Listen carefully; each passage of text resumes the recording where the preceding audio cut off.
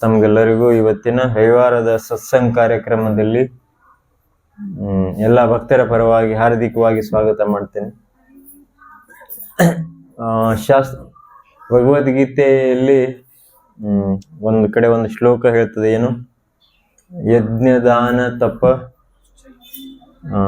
ನ ತ್ಯಾಜ್ಯಂ, ಏನು ಶ್ಲೋಕ? ಪಾವನಾನಿ ಮನೀಷಿಣ. ಯಜ್ಞ ದಾನ ತಪಸ್ಯ, ಇದನ್ನ ಯಾರು ಯಾವತ್ತು ತ್ಯಾಗ ಮಾಡಬಾರದು, ಬಿಡಬಾರದು. ಯಾಕಂದ್ರೆ ಯಜ್ಞ ದಾನ ತಪಸ್ಸು ಇವು ಮೂರು ಪಾವನಾನಿ ಅಂದ್ರೆ ಪರಿಶುದ್ಧ ಮಾಡ್ತವೆ. ಯಾರಿಗೆ? ಸಾಮಾನ್ಯ ಜನರಿಗೆ ಅಷ್ಟೇ ಅಲ್ಲ, ಮನೀಷಿಣ. ಮನೀಷಿಣ ಅಂದ್ರೆ ತುಂಬಾ ಬುದ್ಧಿವಂತರು, ಅಂದ್ರೆ ಪವಿತ್ರರಾದವ್ರಿಗೂ ಕೂಡ ಏನು ಪರಿಶುದ್ಧ ಮಾಡ್ತೇವೆ ಅಂತ. ಈಗ ಆಲ್ರೆಡಿ ಪವಿತ್ರ ಆಗಿರ್ತಾರೆ, ಅವ್ರಿಗೇನು ಪರಿಶುದ್ಧ ಮಾಡೋದು ಪ್ರಶ್ನೆ ಬರ್ತದಲ್ಲ. ಆಕ್ಚುಲಿ ಈ ಜಗತ್ತಿನಲ್ಲಿ ಈಗ ಪರಿಶುದ್ಧ ಎಲ್ಲರೂ ಆಗಲೇಬೇಕು, ಅಂದ್ರೆ ಮಾತ್ರ ನಮ್ಮ ಜೀವನದ ಉದ್ದೇಶ ಪೂರ್ಣಗೊಳ್ಳುತ್ತದೆ. ನಮ್ಮ ಜೀವನದ ಉದ್ದೇಶ ಏನು? ಯಾರು ಕೈ ಎತ್ತಿ ಅಲ್ಲಿ ಹೇಳ್ರಿ ನೋಡೋಣ. ಕನ್ನಡ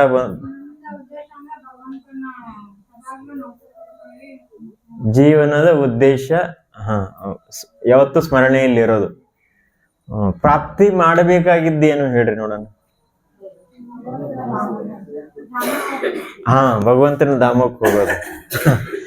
ಇದು ಈಜಿ ಹೇಳಲಿಕ್ಕೆ. ಭಗವಂತನ ಧಾಮಕ್ಕೆ ಹೋಗ್ಲಿಕ್ಕೆ ಏನ್ ಬೇಕು? ಭಕ್ತಿ ಬೇಕು. ಭಕ್ತಿ ಅದನ್ನ ಸಾಮಾನ್ಯ ಶಬ್ದದಲ್ಲಿ ಭಗವತ್ ಪ್ರೇಮ ಅಂತ ಹೇಳ್ಬೋದು. ಆ ಪ್ರೇಮ ನಮ್ಮ ಹೃದಯದಲ್ಲಿ ಜಾಗೃತಿ ಆಗ್ಬೇಕು. ಎಷ್ಟು ಜಾಗೃತಿ ಆಗ್ಬೇಕು? ಪೂರ್ಣ. ಈಗ ನಮ್ಮ ಹೃದಯದಲ್ಲಿ ಭಕ್ತಿ ಇದೆ ಇಲ್ವೋ? ಯಾರು ಹೇಳ್ತೀರಿ? ನಮ್ಮ ಹೃದಯದಲ್ಲಿ ಭಕ್ತಿ ಇದೆಯೋ ಇಲ್ವೋ? ಇದೆ. ಎಸ್, ಇದಕ್ಕೆ ಇಲ್ಲಿ ಬಂದು ಕುತ್ಕೊಂಡಿರಿ. ಇಲ್ಲದೇ ಇದ್ರೆ ಇಲ್ಲಿ ಯಾರು ಬಂದು ಕುತ್ಕೊಳ್ಳಲ್ಲ. ಅದು ಸ್ವಲ್ಪ ಇದೆ. ಅದನ್ನ ನಾವು ಇಷ್ಟೆಲ್ಲ ಪ್ರಯತ್ನ ಪಡ್ತಿರೋದು ಯಾಕಂದ್ರೆ ಇದನ್ನ ವಿಕಾಸ ಮಾಡ್ಲಿಕ್ಕೆ, ಇದನ್ನ ಬೆಳೆಸ್ಲಿಕ್ಕೆ, ವೃದ್ಧಿ ಮಾಡ್ಲಿಕ್ಕೆನೆ ಇದು ಸಾಧನಾ ಭಕ್ತಿ ಅಂತ ಹೇಳ್ತೇವೆ. ಅದಕ್ಕಾಗಿ ನಾವು ಮಾಡ್ತಾ ಇರೋದು, ಪ್ರಾಪ್ತಿ ಮಾಡಬೇಕಾಗಿದ್ದೇನು? ಭಕ್ತಿ. ಅಂದ್ರೆ ಅದು ಪರಿಶುದ್ಧ ಭಕ್ತಿ. ಈಗ ಮಾಡ್ತಾ ಇರೋದು ಸಾಧನಾ ಭಕ್ತಿ. ಅಂತ ಭಕ್ತಿ ಅನ್ನೋದು ಇದ್ದೇ ಇದೆ. ಆಮೇಲೆ ಭಕ್ತಿ ನಮ್ಗಿಷ್ಟೇ ಇರ್ತದ ಅಥವಾ ಹೊರಗಿನ ಜನರಿಗೂ ಇರ್ತದ ಭಕ್ತಿ? ಒಂದು ದೃಷ್ಟಿಯಿಂದ ಹೇಳ್ಬೇಕಾದ್ರೆ ಎಲ್ಲಾ ಜೀವಿಗಳ ಹೃದಯದಲ್ಲೂ ಇರ್ತದಂತ. ಆದ್ರೆ ಅದು ಜಾಗೃತಿ ಆಗಿಲ್ಲ, ಅಥವಾ ಯಾರು ಜಾಗೃತಿ ಮಾಡ್ಲಿಕ್ಕೆ ಪ್ರಯತ್ನ ಪಟ್ಟಿಲ್ಲ, ಬೇರೆ ಬೇರೆ ಕಾರಣಗಳು. ಒಟ್ಟಿನಲ್ಲಿ ಎಲ್ಲಾ ಜೀವಿಗಳು, ಚೈತನ್ಯ ಚರಿತಾಮೃತದ ಶ್ಲೋಕ ಇದೆ ನೋಡ್ರಿ, ನಿತ್ಯ ಶುದ್ಧ ಕೃಷ್ಣ ಪ್ರೇಮ ಸಾಧ್ಯ ಕಬೋನ ಶ್ರವಣಾದಿ ಶುದ್ಧ ಚಿತ್ತೆ ಕರೈ ಉದಯ್. ಅಂದ್ರೆ ಭಕ್ತಿ ಎಲ್ಲಾ ಜೀವಿಗಳ ಲಕ್ಷಣ. ಇದು ಜೀವಿಗಳ ಲಕ್ಷಣ. ಭಗವಂತನ ಪ್ರತಿ ಆಕರ್ಷಣೆ, ಸೇವೆ ಮಾಡೋದು, ಭಗವಂತನ ಪ್ರತಿ ಪ್ರೇಮ ಎಲ್ಲಾ ಜೀವಿಗಳಲ್ಲೂ ಇದೆ. ಆದ್ರೆ ಅದು ಹೇಗೆ ಜಾಗೃತಿ ಆಗ್ತದಂತೆ? ಶ್ರವಣಾದಿ ಶುದ್ಧ ಚಿತ್ತ. ಶ್ರವಣ ಆದಿ, ಶ್ರವಣ ಮಾಡೋದು, ಆಮೇಲೆ ಬೇರೆ ಬೇರೆ ಕಾರ್ಯ, ಜಪ ಮಾಡೋದು, ಹೀಗೆ ಅನೇಕ ಕಾರ್ಯಗಳನ್ನು ಮಾಡಿ ಇದು ಪೂರ್ಣ ಜಾಗೃತಿ ಮಾಡಬೇಕು.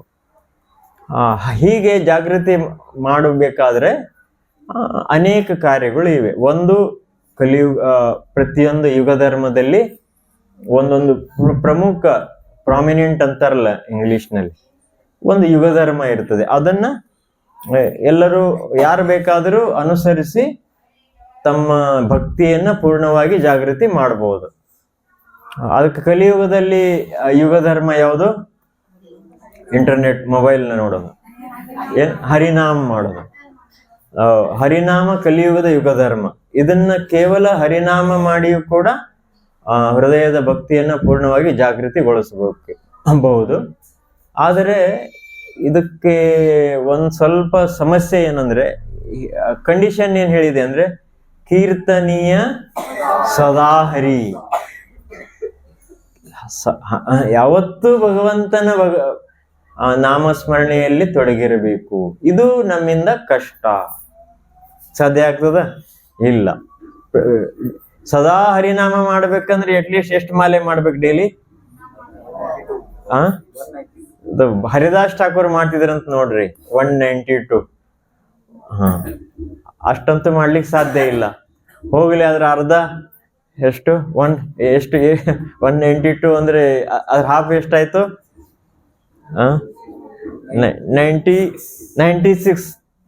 96 ಮಾಲೆ ಯಾರ ಮಾಡ್ತೇವ್ರಿ? ಇಲ್ಲ, ಅದು ಮಾಡ್ತಾ ಇಲ್ಲ. ಅದು ತುಂಬಾ ಕಷ್ಟ. ಕೊನೆಯದಾಗಿ ಪ್ರಭುಪಾದರು ಹೇಳಿದರೆ 16 ಮಾಲೆ ಜಪ ಸುಮಾರು 2 ತಾಸು ಎವರೇಜ್ ಹಿಡಿತದೆ. ಆದರೆ ಉಳಿದ ಸಮಯ ನಮ್ಮ ಹತ್ರ ಇದೆಯಲ್ಲ, 24 ಗಂಟೆ ಪ್ರಕೃತಿ ಭಗವಂತ ನಮ್ಗೆ ಕೊಟ್ಟಿದ್ದಾನೆ. ಅದ್ರ ಉಳಿದ ಸಮಯ ಏನ್ ಮಾಡ್ತೇವೆ ನಾವು? ಹಾಗಾಗಿ ಭಕ್ತಿಯಲ್ಲಿ ಬೇರೆ ಬೇರೆ ವಿವಿಧ ಚಟುವಟಿಕೆಗಳಿಂದ ನಾವು ಪರಿಶುದ್ಧರಾಗಬೇಕು ಅಂತ ಸಾಧನೆ ಭಕ್ತಿಯಲ್ಲಿ ಹೇಳಲಾಗ್ತದೆ. ಬೇರೆ ಬೇರೆ ಶ್ರವಣ ಮಾಡೋದು, ಪೂಜೆ ಮಾಡೋದು, ಇತ್ಯಾದಿ ಇತ್ಯಾದಿ. ಹಾಗೆ ಮಾಡ್ತಾ ಮಾಡ್ತಾ ಮಾಡ್ತಾ ನಾವು ಒಂದು ದಿವಸ ಪರಿಶುದ್ಧರಾಗಿ ಶುದ್ಧ ಭಕ್ತಿಯಲ್ಲಿ ಹೋಗಿ ಮುಟ್ತೇವೆ. ಹಾಗಾಗಿ ಅದೇ ರೀತಿ ಸ್ಪೆಷಲಿ ಭಗವಂತ ಇಲ್ಲಿ ಏನ್ ಹೇಳ್ತಾ ಇದ್ದಾನೆ ಅಂದ್ರೆ, ಯಜ್ಞ, ದಾನ, ತಪ ಈ 3 ಎಲ್ಲರನ್ನೂ ಪರಿಶುದ್ಧ ಮಾಡ್ತವೆ. ಎಲ್ಲಿವರೆಗೂ ಅಂದ್ರೆ ಮನೀಷಿಣ ಅಂದ್ರೆ ದೊಡ್ಡ ದೊಡ್ಡ ಋಷಿ ಮುನಿಗಳು ತುಂಬಾ ಪವಿತ್ರ ಇರ್ತಾರೆ ಅವರೆಲ್ಲ. ಅವರಿಗೆ ನಮ್ಗೆ ಹೋಲಿಸಿದ್ರೆ ನಾವು ತುಂಬಾ ಇನ್ನೂ ಹಿಂದೆ ಇದ್ದೇವೆ ಅಂತ ಹೇಳ್ಬೋದು. ಅಂತ ಋಷಿ ಮುನಿಗಳು ಕೂಡ ಯಜ್ಞ, ದಾನ, ತಪಸ್ಸು ಮಾಡ್ಲೇಬೇಕು. ಯಾಕಂದ್ರೆ ಅವು ಎಲ್ಲರನ್ನೂ ಪರಿಶುದ್ಧ ಮಾಡ್ತೇವೆ ಅಂತ ಹೇಳ್ತಾರೆ. ಅದಕ್ಕಾಗಿ ಅದು ನಮ್ಗೆಲ್ಲರಿಗೂ ಯಜ್ಞ, ದಾನ, ತಪ ಮಾಡ್ಲೇಬೇಕು. ನಾವು ಯಜ್ಞ ನಾವು ಈಗಾಗಲೇ ಮಾಡ್ತಾ ಇದ್ದೇವೆ. ಏನ್ ಮಾಡ್ತಾ ಇದ್ದೇವೆ? ಜಪಯಜ್ಞ. ಭಗವಂತ ಹೇಳಿದಾನೆ, ಯಜ್ಞಾನಾಂ ಜಪಯಜ್ಞೋಸ್ಮಿ. ಎಲ್ಲ ಯಜ್ಞದ ಎಲ್ಲಿ ಪ್ರಮುಖ ಅಥವಾ ಶ್ರೇಷ್ಠ ಅಂತ ಅನ್ಬೋದು ಯಾವುದು? ಜಪಯಜ್ಞ. ಹಾಗಾದ್ರೆ ಅವಾಗಿವಾಗ ಹೋಮ, ಅದು ಸ್ವಾಹ ಇದೆಲ್ಲ ಮಾಡ್ತಾರೆ, ಅದು ಏನು? ಅದು ಯಜ್ಞ. ಹಾಗೆ ನೋಡಿದ್ರೆ ಭಗವದ್ಗೀತೆಯಲ್ಲಿ ಭಗವಂತ ಹೇಳ್ತಾನೆ ಅನೇಕ ಪ್ರಕಾರದ ಯಜ್ಞಗಳು ಇರ್ತಾವಂತೆ. ಯಜ್ಞ ನಾವು ಮಾಡ್ತಾ ಇದೀವಿ. ಈಗಾಗಲೇ ಸರ್ವಶ್ರೇಷ್ಠ ಯಜ್ಞವನ್ನು ಮಾಡ್ತಾ ಇದ್ದೇವೆ. ಹರೇ ಕೃಷ್ಣ ಮಹಾಮಂತ್ರ ಜಪ. ಹರೇ ಕೃಷ್ಣ ಕೃಷ್ಣ ಕೃಷ್ಣ ಹರೇ ಹರೇ, ಹರೇ ರಾಮ ರಾಮ ರಾಮ ಹರೇ ಹರೇ. ಆಮೇಲೆ ಯಜ್ಞ, ದಾನ ಕೇಳಿದ್ರಿ? ದಾನ ಅಂದ್ರೆ ಕೊಡೋದು, ಇನ್ನೊಬ್ಬರಿಗೆ ಕೊಡೋದು. ಇದು ಕೂಡ ತುಂಬಾ ಮಹತ್ವದ್ದು. ಇದರಲ್ಲಿ ಏನಂದ್ರೆ 4 ಆಶ್ರಮಗಳು ಇರ್ತವೆ: ಬ್ರಹ್ಮಚಾರಿ, ಗೃಹಸ್ಥ, ವಾನಪ್ರಸ್ಥ, ಸನ್ಯಾಸ. ಇದು 4 ಆಶ್ರಮದಲ್ಲಿ ಕಾಮನ್ ಇಲ್ಲ. ಯಾಕಂದ್ರೆ ದಾನ ಯಾರು ಕೊಡ್ಬೋದು? ಯಾರ ಹತ್ರ ಇದೆ ಅವ್ರು ಕೊಡ್ಬೋದಲ್ಲ. 3 ಆಶ್ರಮದವ್ರ ಹತ್ರ ಏನೂ ಇರಲ್ಲ. 3 ಆಶ್ರಮ ಇರ್ತವೆ. ಯಾವ ಆಶ್ರಮ? ಬ್ರಹ್ಮಚಾರಿ. ಅವ್ರ ಹತ್ರ ಏನು ಇರಲ್ಲ. ಈಗಿನ ಬ್ರಹ್ಮಚಾರಿಗಳ ಹತ್ರ ಎಲ್ಲ ಇರ್ತವೆ. ಏನು ಅವ್ರ ಹತ್ರ ಏನೂ ಇರಲ್ಲ, ವಾಸ್ತವಿಕ ಇರಬಾರದು. ಆಮೇಲೆ ವಾನಪ್ರಸ್ಥ, ಅವ್ರ ಹತ್ರನೂ ಏನೂ ಇಲ್ಲ. ಯಾಕಂದ್ರೆ ಅವರು ಕಾಡಿಗೆ ಹೋಗಿರ್ತಾರೆ. ವಾನಪ್ರಸ್ಥಾನ ಕಾಡಿಗೆ ಹೋಗಿರ್ತಾರೆ. ಅವ್ರ ಹತ್ರನೂ ಏನೂ ಇರೋದಿಲ್ಲ. ಆಮೇಲೆ ಸನ್ಯಾಸಿ, ಅವ್ರ ಹತ್ರನೂ ಏನೂ ಇರೋದಿಲ್ಲ, ಊರು ತಿರುಗ್ತಿರ್ತಾರೆ. ಏನು ಇವೆಲ್ಲ ಕಲಿಯುಗದಲ್ಲಿ ಉಲ್ಟಾ ಇದೆ, ಆ ಮಾತು ಬೇರೆ. ಆದ್ರೆ ವಾಸ್ತವಿಕವಾಗಿ ಆದರ್ಶ ಏನು ಅಂದ್ರೆ, ಈ 3 ಆಶ್ರಮದವ್ರ ಹತ್ರ ಏನೂ ಇರಲ್ಲ. ಇರೋದು ಯಾರ ಹತ್ರ? ಗೃಹಸ್ಥರ ಹತ್ರ. ಯಾಕಂದ್ರೆ ಸಮಾಜದಲ್ಲಿ ಅವರು ಮೂಲ ಎಲ್ಲವನ್ನೂ ಈ 3 ಆಶ್ರಮ ಮೇಂಟೈನ್ ಮಾಡೋರು ಯಾರು? ಗೃಹಸ್ಥರು. ಕಲಿಯುಗದಲ್ಲಿ ಅದೇ ಉಲ್ಟಾರಿ. ಏನು ಸನ್ಯಾಸಿಗಳು ಬಹಳ ದೊಡ್ಡ ದೊಡ್ಡ ಮಠ ಕಟ್ಕೊಂಡು ಬೇಕಾದ ಶ್ರೀಮಂತರು ಇರ್ತಾರೆ. ಪಾಪ ಗೃಹಸ್ಥರು ಅವ್ರ ಹತ್ರ ಏನೂ ಇರೋದಿಲ್ಲ. ಹೀಗೆ ಈ 3 ಆಶ್ರಮಕ್ಕೆ ಪೋಷಣೆ ಮಾಡುವವರು ಯಾರು? ಗೃಹಸ್ಥರು. ಅವ್ರ ಹತ್ರ ಇರ್ತದೆ. ಯಾಕಂದ್ರೆ ಗೃಹಸ್ಥ ಆಶ್ರಮನೇ ಅಂತದ್ದು. ಅದು ಏನಂದ್ರೆ ಒಂದ್ ಇಂದ್ರಿಯಗಳನ್ನ ತಕ್ಷಣ ಯಾರು ತಮ್ಮ ಜೀವನದಲ್ಲಿ ಏನ್ ಮಾಡ್ಲಿಕ್ಕಾಗಲ್ಲ, ನಿಲ್ಲಿಸ್ಲಿಕ್ಕಾಗಲ್ಲ, ಅಥವಾ ಪೂರ್ಣವಾಗಿ ಅವನ್ನ ಭಗವಂತನ ಸೇವೆಯಲ್ಲಿ ತೊಡಗಿಸ್ಲಿಕ್ಕಾಗಲ್ಲ. ಅವು ತಮ್ಮ ಹಿಂದಿನ ಜನ್ಮದ ಸಂಸ್ಕಾರದ ನಿಮಿತ್ತ ಸ್ವಲ್ಪ ಅವರಿಗೆ ಆ ಇಂದ್ರಿಯ ತೃಪ್ತಿಗಳು ಬೇಕಾಗಿರ್ತದೆ. ಅದಕ್ಕಾಗಿ ಗೃಹಸ್ಥ ಜೀವನವನ್ನ ಶಾಸ್ತ್ರ ಏನ್ ಮಾಡಿದೆ, ಶಿಫಾರಸ್ ಮಾಡಿದೆ, ರೆಕಮೆಂಡ್ ಮಾಡುತ್ತದೆ. ಅದಕ್ಕಾಗಿ ಅವ್ರೇನ್ ಮಾಡ್ತಾರೆ, ಆದರೂ ಕೂಡ ಅಲ್ಲಿಯೂ ಕೂಡ ಅವರಿಗೂ ಪರಿಶುದ್ಧರಾಗಲಿಕ್ಕೆ ಒಂದು ಮಾರ್ಗ ಏನು ಅಂದ್ರೆ, ಶಾಸ್ತ್ರದ ಮಾರ್ಗದರ್ಶನದ ಅನುಸಾರ ಮಾತ್ರ ಅವರು ಆ ಇಂದ್ರಿಯ ತೃಪ್ತಿಯನ್ನ ಮಾಡಬೇಕು. ಇಂದ್ರಿಯ ತೃಪ್ತಿ ಮಾಡ್ಲಿಕ್ಕೆ ಎಲ್ಲದಕ್ಕಿಂತ ಮೇನ್ ಬೇಕಾಗಿರೋದೇನು, ಶಾಸ್ತ್ರದಲ್ಲಿ ಹೇಳಿದೆ 4 ಪುರುಷಾರ್ಥ ಅಂತ ಕೇಳಿದಿರಿ. ಧರ್ಮ, ಅರ್ಥ, ಕಾಮ, ಮೋಕ್ಷ. ಇವು 4 ಪುರುಷಾರ್ಥ. ಧರ್ಮ ಆಚರಣೆ ಚೆನ್ನಾಗಿ ಅವರೆಲ್ಲ ಮಾಡಬೇಕು ಗೃಹಸ್ಥರು. ಧರ್ಮ ಆಚರಣೆ ಮಾಡಿದಾಗ ಏನ್ ಬರ್ತದೆ, ಅರ್ಥ. ಅರ್ಥ ಅಂದ್ರೇನು, ಹಣ ಬರ್ತದೆ. ಅರ್ಥ ಬಂದ ನಂತರ ಮುಂದೆ ಕಾಮ ಅಂದ್ರೆ ಇಂದ್ರಿಯ ತೃಪ್ತಿ ಮಾಡ್ತಾರೆ. ಇದನ್ನೆಲ್ಲ 3 ಸರಿಯಾಗಿ ಮಾಡಿದಾಗ ಶಾಸ್ತ್ರದ ಅನುಸಾರ ಅವಾಗ ಒಂದ್ ದಿವಸ ನಿಶ್ಚಿತ ಅವರಿಗೆ ಏನ್ ಬರ್ತದೆ, ಮೋಕ್ಷದ ಅಭಿಲಾಷೆ ಹುಟ್ಟುತ್ತದೆ, ಅಥವಾ ಆ ಜಗತ್ತಿನ ಸತ್ಯ ಅವರಿಗೆ ಅರಿವಾಗ್ತದೆ. ಅವಾಗ ಅವರು ಮೋಕ್ಷದ ಕಡೆಗೆ ತಮ್ಮ ಗಮನವನ್ನು ಹರಿಸ್ತಾರೆ. ಹಾಗಾಗಿ ಏನಂದ್ರೆ ಗೃಹಸ್ಥರ ಜೀವನದಲ್ಲಿ ಸ್ಪೆಷಲಿ ಇವೆಲ್ಲ ಪ್ರಮುಖ 3 ಯಾವ್ಯಾವು, ಯಜ್ಞ, ದಾನ, ತಪ. ಇವು 3 ಅವರಿಗೆ ವಿಶೇಷವಾಗಿ ನಾವು ಮಾತಾಡ್ತಾ ಇರೋದು ದಾನದ ಬಗ್ಗೆ. ದಾನ ಇದು ಗೃಹಸ್ಥರಿಗೆ 3ರಲ್ಲಿ ಒಂದ್ ದೃಷ್ಟಿಯಿಂದ ನೋಡ್ಬೇಕಂದ್ರೆ 3 ಪ್ರಮುಖ, ಆದ್ರೆ ಅವರಿಗೆ ಸ್ಪೆಷಲ್ ಅಂತ ಹೇಳ್ಬೋದು ದಾನ.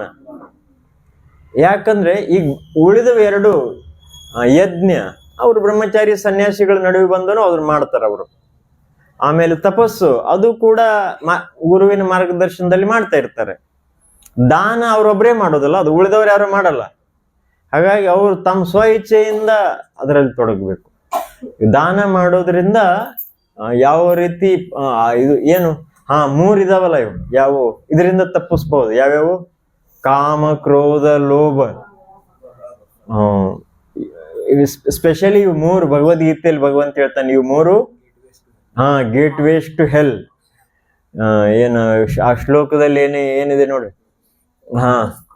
ತ್ರಿವಿಧಂ ನರಕಸ್ಯೇದಂ ದ್ವಾರಂ ನಾಶನಂ ಆತ್ಮನ ಕಾಮ ಕ್ರೋಧಸ್ತತ ಲೋಭ ಏತತ್ರಯಂ ತಸ್ಮಾದ್ ಏತತ್ರಯಂ ತ್ಯಜೇತ್. ಅಂದ್ರೆ 3 ಏನು ಸ್ವರ್ಗಕ್ಕೆ ಹೋಗ್ಲಿಕ್ಕೆ ಅಲ್ಲ, ನರಕಕ್ಕೆ ಹೋಗ್ಲಿಕ್ಕೆ ಹೈವೇ 4 ಲೈನ್ 6 ಲೈನ್ ಏನ್ ಬೇಕಾದ್ರೆ ಹೇಳ್ಕೊಳ್ರಿ. ಯಾವಂತವು, ಕಾಮ, ಕ್ರೋಧ, ಲೋಭ. ಅದರಲ್ಲಿ ದಾನ ಮಾಡೋದ್ರಿಂದ ಯಾವುದನ್ನು ತಪ್ಪಿಸ್ಬೋದು ನಾವು, ಲೋಭ. ಇದು ದಾನ ಮಾಡೋದ್ರಿಂದ ಇದನ್ನ ನಿಧಾನ ಶಮನ ಮಾಡಬಹುದು.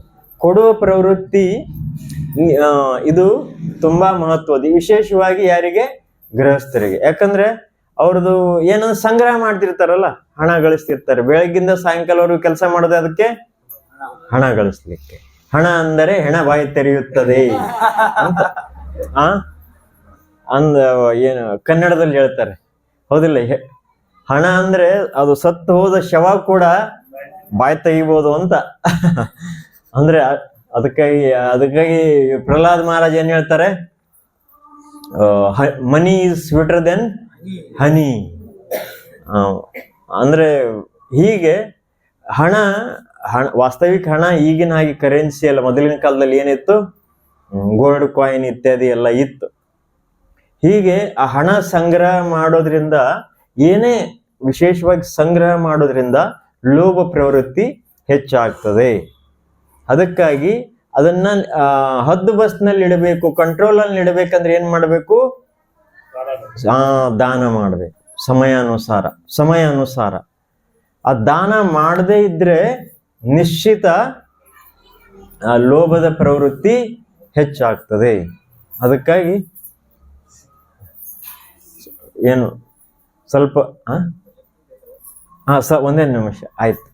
ಅಂದ್ರೆ ಏನು ನಡುವೆನೆ ಸ್ವಲ್ಪ ಎಂಗೇಜ್ ಮಾಡೋದು ಜನರಿಗೆ ನಿದ್ದೆ ಮಾಡೋದಿಲ್ಲ ಅಂತ.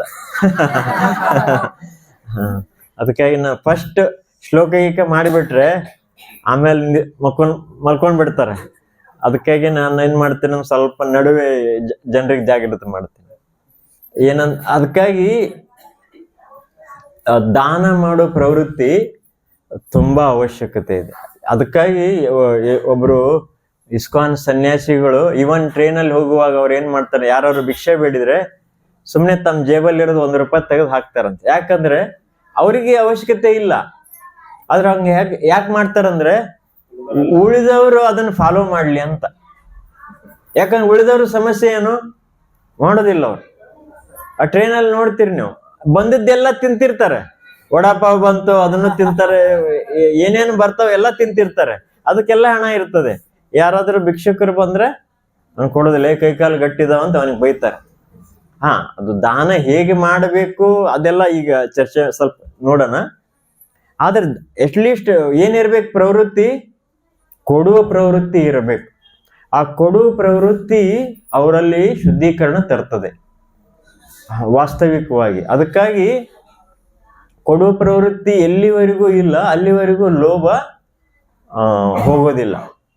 ಆಮೇಲೆ ಇದು ಎಲ್ಲಿವರೆಗೂ ಅಂದ್ರೆ, ನೀವು ಪ್ರತಿನಿತ್ಯ ಒಂದ್ ದಿವಸ 64 ಮಲೆ ಜಪ ಮಾಡಿದ್ರೂ ಕೂಡ ನಿಮ್ಗದು ಹಿಡ್ಕೊಂಡು ಕುಂತಿರ್ತದೆ, ಏನು ಲೋಭ.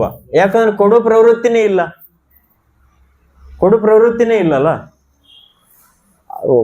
ಹಾಗಾಗಿ ವ್ಯಕ್ತಿಗೆ ವಿಶೇಷವಾಗಿ ಗೃಹಸ್ಥರಿಗೆ ಕೊಡೋದನ್ನ ಕಲಿಬೇಕು. ಯೋಗ್ಯ ಯಾರಿಗೆ ಕೊಡ್ಬೇಕು ಅನ್ನೋದನ್ನ ನಾವು ಚರ್ಚೆ ಮಾಡೋಣ. ಅದು ಹಾಗೆ ಮಾಡದೇ ಇದ್ರೆ ಏನಾಗ್ತದೆ, ಲೋಭ ಅನ್ನೋದು ಬೆಳೀತದೆ. ಆಮೇಲೆ ಅದು ಒಂದು ಹಂತಕ್ಕೆ ಬರ್ತದಂದ್ರೆ ಎಲ್ಲಿವರೆಗೂ ಅಂದ್ರೆ ಯಾರಿಗೂ ಕೊಡೋದಿಲ್ಲ ವ್ಯಕ್ತಿ. ಎಲ್ಲಿವರೆಗೂ ಅಂದ್ರೆ ಕೊನೆಗೆ ಒಂದ್ ದಿವಸ ತಮ್ಮ ಮನೆಯವ್ರನ್ನೇ ಆ ರೀತಿ ನೋಡ್ತಾನ, ಹೊರಗಿನವರಾಗಿ. ಅದಕ್ಕೊಂದು ಒಳ್ಳೆ ಉದಾಹರಣೆ ಇದೆ ಭಾಗವತಂದಲ್ಲಿ. 11ನೇ ಸ್ಕಂದದಲ್ಲಿ ಅವಂತಿ ಬ್ರಾಹ್ಮಣ ಅಂತ. ಅವನು ಎಷ್ಟು ಲೋಭಿ ಇದ್ದ ಅಂದ್ರೆ ಸ್ವತಃ ಅವನ ಹೆಂಡತಿ ಮಕ್ಕಳು ಅವನಿಗೆ ದ್ವೇಷ ಮಾಡ್ತಿದ್ರಂತ. ಸಂಸಾರದಲ್ಲಿ ದುಡಿಯೋದು ಯಾರಿಗಾಗಿ ಹಾಗಾದ್ರೆ? ದುಡಿಯೋದು ಎಲ್ಲರಿಗೂ ಗೊತ್ತಿದೆ. ತನ್ನ ಹೆಂಡತಿ ಮಕ್ಕಳು, ತಾನು, ತನ್ನ ಹೆಂಡತಿ, ತನ್ನ ಮಕ್ಕಳು ಎಲ್ಲರನ್ನು ಸಂತುಷ್ಟ ಪಡಿಸ್ಲಿಕ್ಕೆ ದುಡಿಯೋದು, ಸಂಗ್ರಹ ಮಾಡೋದು. ಅವನ ಲೋಭ ಎಲ್ಲಿವರೆಗೂ ಬೆಳೀತು, ಅದು ಬ್ರಾಹ್ಮಣ ಮನೆಯಲ್ಲಿ ಹುಟ್ಟಿನೂ ಕೂಡ ಎಲ್ಲಿವರೆಗೂ ಅವನ ಲೋಭ ಬೆಳೀತು ಅಂದ್ರೆ ಮನೆಯವರಿಗಾಗಿ ಮಿನಿಮಮ್ ಬೇಸಿಕ್ ನೆಸೆಸಿಟಿ ಅಂತಾರಲ್ಲ, ಅದಕ್ಕೆ ಖರ್ಚು ವ್ಯಯ ಮಾಡೋದನ್ನು ಕೂಡ ಅವ ಏನ್ ಮಾಡ್ದ, ಬಂದ್ ಮಾಡಿಬಿಟ್ಟ. ಯಾರಾದ್ರೂ ಮೊಬೈಲ್ ರೀಚಾರ್ಜ್ ಮಾಡ್ಲಿಕ್ಕೆ ಹಣ ಕೇಳಿದ್ರೆ ಈ ತಿಂಗಳ ಬೇಡ ಅನ್ನೋದು, ಹೌದಿಲ್ಲ? 1 ತಿಂಗಳ ಮೊಬೈಲ್ ಇಲ್ಲದೆ ಇರ್ಬೇಕು ಅವರು. ಆಮೇಲೆ ಯಾರಾದ್ರೂ ವರ್ಷಕ್ಕೊಮ್ಮೆ ಬರ್ತ್ಡೇ ಇದೆ, ಒಳ್ಳೆ ಡ್ರೆಸ್ ಬೇಕು ಅಂದ್ರೆ ಹಳೆ ಡ್ರೆಸ್ ಇದೆಯಲ್ಲ, ಹರಿದಿದೆ ಅಂದ್ರೆ ಸ್ವಲ್ಪ ಹೊಲ್ಸೋದಾರಾಯ್ತು. ಅಂದ್ರೆ ಈ ರೀತಿ ತನ್ನ ಹೆಂಡತಿ ಮಕ್ಕಳನ್ನು ಕೂಡ ಕಷ್ಟ ಕೊಟ್ಟ. ಎಲ್ಲಿವರೆಗೂ ಅಂದ್ರೆ ಅವರೆಲ್ಲ ಅವನಿಗೆ ಶಾಪ ಹಾಕಿಬಿಟ್ರು ಮನಸ್ಸಿನಲ್ಲಿ. ಎದುರುಗಡೆ ಹಾಕ್ಲಿಲ್ಲ ಮತ್ ಬೇರೆ, ಆದ್ರೆ ಮನಸ್ಸಿನಲ್ಲಿ ಹಾಕಿದ್ರು ಶಾಪ. ಮನಸ್ಸಿನಲ್ಲಿ ಹಾಕ್ಲಿ ಎದುರುಗಡೆ ಹಾಕ್ಲಿ ಅಂತ ಕೆಲಸ ಮಾಡೇ ಮಾಡ್ತದ ಅದು. ಹೀಗೆ ಮಾಡಿ ಮಾಡಿ ಮಾಡಿ ಎಲ್ಲಿ ಆಮೇಲೆ ಭಾಗವತ್ ಪುರಾಣದಲ್ಲಿ ಹೇಳ್ತದೆ, ಭಗವಾನ್ ಕೃಷ್ಣನೇ ಅದನ್ನು ಉಪದೇಶ ಮಾಡ್ತಾನೆ. ಎಲ್ಲಿವರೆಗೂ ಅಂದ್ರೆ ದೇವಿ ದೇವತೆಯರು ಅವನ ಕಾರ್ಯದಿಂದ ಅಸಂತುಷ್ಟರಾಗ್ಬಿಟ್ರು. ಎಲ್ಲವೂ ಈ ಜಗತ್ತಿನಲ್ಲಿ ನಮ್ಮ ಜೀವನ ಸುಖ ದುಃಖಕ್ಕೆಲ್ಲ ಕಾರಣೀಭೂತರು ಯಾರಾಗ್ತಾರೆ? ಆ ನಿಮಿತ್ತರು ಯಾರಾಗ್ತಾರೆ? ದೇವಾನು ದೇವತೆಗಳು. ಸ್ಪೆಷಲಿ ಎಲ್ಲ ಗ್ರಹ ನಕ್ಷತ್ರ ಇವೆಲ್ಲ ಎಲ್ಲರೂ ಅವರು ದೇವತೆಗಳು. ಅದಕ್ಕೊಂದು ಅಧಿಷ್ಠಾತ ದೇವತೆ ಇರ್ತಾರೆ. ಅವರೆಲ್ಲ ನಮ್ಮ ಸುಖ ದುಃಖಗಳಿಗೆ ನಿಮಿತ್ತರಾಗ್ತಿರ್ತಾರೆ. ಅವರೆಲ್ಲರೂ ಅಸಂತುಷ್ಟರಾಗ್ಬಿಟ್ರು. ಹಾಗಾಗಿ ಅವನ ಜೀವನದಲ್ಲಿ ಮಂಗಲ ಅನ್ನೋದೆಲ್ಲ ಹೋಗಿಬಿಡ್ತು, ಶುಭ ಅನ್ನೋದೆಲ್ಲ ಹೋಗಿಬಿಡ್ತು. ಬರೀ ಅಶುಭನೇ ಬರ್ತಾ ಹೋಯ್ತು. ಎಲ್ಲಿವರೆಗೂ ಬಂತು ಅಂದ್ರೆ ಕೊನೆಗೆ ಅವನ ಪ್ರವೃತ್ತಿಯಿಂದಾಗಿ ಅವನ ಜೀವನದಲ್ಲಿ ಎಲ್ಲ ಕಳ್ಕೊಂಡ, ನಷ್ಟ ಆಯ್ತು, ಲಾಸ್ ಆಯ್ತು, ಏನೇನೋ ಆಯ್ತು. ಅದೇ ಸಮಯದಲ್ಲಿ ಎಲ್ಲರೂ ಅವನೇನ್ ಮಾಡಿದ್ರು, ತಿರಸ್ಕಾರ ಮಾಡಿಬಿಟ್ರು. ಯಾಕಂದ್ರೆ ಅವನ ಜೀವನ ಇಡೀ ಆ ರೀತಿ ಕಷ್ಟ ಕೊಟ್ಟಿದ್ದ ಎಲ್ಲರಿಗೂ. ಯಾರ ಹಿತಚಿಂತನೆ ನಾವು ಬಯಸ್ಲೇ ಇಲ್ಲ ಅವನ ಲೋಭದಿಂದಾಗಿ. ಹೀಗೆ ಅದು ಗಳಿಸೋದು ಯಾರಿಗಾಗಿ? ತನಗಾಗಿನೂ ಅಲ್ಲ, ಅದು ಬರೀ ಲೋಭ ಅಷ್ಟು ಕಷ್ಟ ಕೊಡ್ತದ. ಅದು ಯಾರಿಗೂ ಕೊಡದೇ ಇರೋದು, ಸಂಗ್ರಹ ಮಾಡಿಡೋದು. ಅದು ಎಷ್ಟು ಭ್ರಮಿತರನ್ನಾಗಿ ಮಾಡ್ತದ ಅಂದ್ರೆ, ಯಾವಾಗ ನನ್ನ ಜೊತೆಗೆ ಸದಾ ನನ್ನ ಜೊತೆಗೆ ಇರ್ತದನೋ ಅಂತ ಹೇಳ್ತದೆ. ವಾಸ್ತವಿಕ ಇರ್ತದ ಸದಾ ನಮ್ಮ ಜೊತೆಗೆ? ಅದು ಇಲ್ಲ. ಶರೀರ ಬಿಟ್ಟ ನಂತರ ಆದ್ರೂ ಹೋಗ್ಲೇಬೇಕಲ್ಲ ನಮ್ ಬಿಟ್ಟು. ಅದಕ್ಕಾಗಿ ಒಂದು ತುಂಬಾ ದಿನಗಳ ಹಿಂದೆ ಒಂದು ಕತೆ ಹೇಳಿದ್ರು. ಯಾರು? ಗೌರಾಂಗ ಪ್ರಭು. ಎಷ್ಟೋ ವರ್ಷದ ಹಿಂದೆ ಒಬ್ಬ ರಾಜ ಇದ್ನಂತ. ಇಲ್ಲ, ಇವ್ ಗೌರಾಂಗ ಪ್ರಭು ಅಲ್ಲಿ ಒಬ್ರು ಯಾರೋ ಸನ್ಯಾಸಿಗಳು ಹೇಳಿದ್ರು. ಒಬ್ಬ ರಾಜ ಇದ್ನಂತೆ. ಅವನಿಗೆ ಋಷಿ ಮುನಿಗಳು ಅವನ ಮನೆಗೆ ಹೋದ್ರು, ಆಸ್ಥಾನಕ್ಕೆ ಹೋದ್ರು, ಅರಮನೆಗೆ. ಅಲ್ಲಿ ಅವನಿಗೆಲ್ಲ ರೀತಿಯ ಆಶೀರ್ವಾದ ಮಾಡಿದ್ರು. ಅವನು ಸ್ವಲ್ಪ ಜಾಸ್ತಿ ಆಸಕ್ತನಿದ್ದ ತನ್ನ ರಾಜ್ಯ, ಐಶ್ವರ್ಯ ಇತ್ಯಾದಿಗಳಲ್ಲಿ. ಅವಾಗ ಋಷಿ ಮುನಿಗಳು ಸುಮ್ಮನೆ ಇವನಿಗೆ ಏನಾದ್ರೂ ಸ್ವಲ್ಪ ಜ್ಞಾನ ಬರಲಿ ಅಂತೇಳಿ ಹೇಳಿದ್ರಂತೆ, ತುಂಬಾ ಒಳ್ಳೇದು, ನೀನು ತುಂಬಾ ಯಾಕಂದ್ರೆ ಅವನು ದಾನ ಧರ್ಮ ಎಲ್ಲ ಮಾಡ್ತಿದ್ದ ರಾಜ, ನೀನು ತುಂಬಾ ದಾನ ಯಜ್ಞ ತಪಸ್ಸು ಇತ್ಯಾದಿಗಳನ್ನೆಲ್ಲ ತೊಡಗಿದೆಯಾ, ನಿನಗೇನು ಆಶೀರ್ವಾದ ಮಾಡಲಿ ನಾನು? ಆವಾಗ ಋಷಿ ಮುನಿಗಳಂದ್ರಂತೆ, ಹೋಗ್ಲಿ, ನೀನ್ ನಿಶ್ಚಿತವಾಗಿಯೂ ಸ್ವರ್ಗಕ್ಕೆ ಹೋಗ್ತಿ, ನಿನಗೇನು ಸಮಸ್ಯೆ ಇಲ್ಲ. ಆದ್ರೆ ಅವನ ಮೇಲೆ ಕೃಪೆ ಮಾಡ್ಲಿಕ್ಕೆ ಹಾಗೆ ಹೇಳಿದ್ರಂತೆ.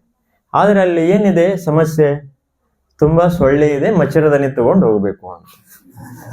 ಹರಿ, ಸ್ವರ್ಗದಲ್ಲಿ ಇರಬಾರ್ದು, ಸುಮ್ಮನೆ ಅವನಿಗೆ ರಾಜನಿಗೆ ಹೇಳಿದ್ರು. ಆವಾಗ ರಾಜ ಎಷ್ಟು ಆಸಕ್ತಿ ಇದ್ದ ಅಂದ್ರೆ ತನ್ನ ಎಲ್ಲ ಇದ್ರಲ್ಲಿ, ಅಯ್ಯೋ ಸ್ವರ್ಗದಲ್ಲಿ ಹೀಗಿದೆಯಾ, ಮತ್ತೆ ಇಲ್ಲ, ನೀ ಏನ್ ಹೆದರಬೇಡ, ಮಚ್ಚರದಾನಿ ತಗೊಂಡು ಹೋಗು ಅಂತ ಋಷಿ ಮುನಿಗಳು ಹೇಳಿದ್ರು. ಹಾ, ಆಯ್ತು ಸ್ವಾಮಿ ಮಹರ್ಷಿಗಳೇ ಅಂದ. ಆಮೇಲೆ ವಿಚಾರ ಬಂತು. ಋಷಿ ಮುನಿಗಳನ್ನ ನೋಡಿ, ನಾನು ಈ ಜನರಲ್ಲಿ ಯಾರು ಮರಣ ಹಪ್ಪಿದ್ರೆ, ಸಾವನ್ನಪ್ಪಿದ್ರೆ ಏನೂ ತಗೊಂಡು ಹೋಗೋದಿಲ್ಲಲ್ಲ, ಈಗ ವಜ್ರದಾನಿ ಹೆಂಗ್ ತಗೊಂಡು ಹೋಗ್ತಾನೆ ನೀವ? ಮಚ್ಚರದಾನಿ ಹೇಗೆ ತಗೊಂಡು ಹೋಗ್ತಾನೆ? ಅವಾಗ ಋಷಿ ಮುನಿಗಳು ಸ್ವಲ್ಪ ವಿಚಾರ ಮಾಡಿ ಆಮೇಲೆ ಅಂದ್ರಂತೆ, ಏನು ತೊಂದರೆ ಇಲ್ಲ, ಮಚ್ಚರದಾನಿ ಅಷ್ಟು ದೊಡ್ಡದು ತಗೊಂಡು ಹೋಗೋ ಅವಶ್ಯಕತೆ ಇಲ್ಲ, ಮಚ್ಚರದಾನಿ ಇದೆ, ಅಲ್ಲಿ ಸ್ವಲ್ಪ ಹೋಲ್ ಇರ್ತವೆ, ಅದಕ್ಕಾಗಿ ನೀ ಏನ್ ಮಾಡು, ಒಂದು ಸೂಜಿ ದಾರ ತಗೊಂಡು ಹೋಗು ಅಂತ ಹೇಳಿ.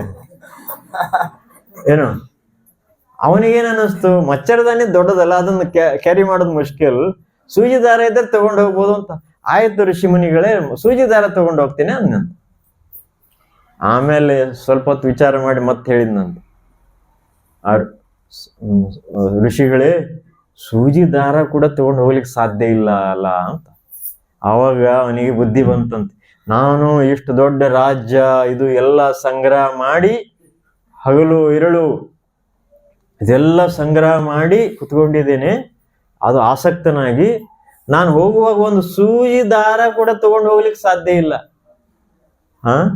ಅದಕ್ಕಾಗಿ ಏನಂತಾರೆ ಪುರಂದರದಾಸರು, ಬರುವಾಗ ಬೆತ್ತಲೆ, ಹೋಗುವಾಗ ಬೆತ್ತಲೆ, ಬಂದು ಹೋಗುವ ನಡುವೆ ಬರೀ ಕತ್ತಲೆ ಅಂತ. ಅಜ್ಞಾನದಿಂದಾಗಿ ಹಾಗೆ ವ್ಯಕ್ತಿ, ಕತ್ತಲೆ ಅಂದ್ರೆ ಅಜ್ಞಾನ, ಆ ಅಜ್ಞಾನದಿಂದಾಗಿ ಹಾಗೆ ಯೋಚನೆ ಮಾಡ್ತಾನೆ.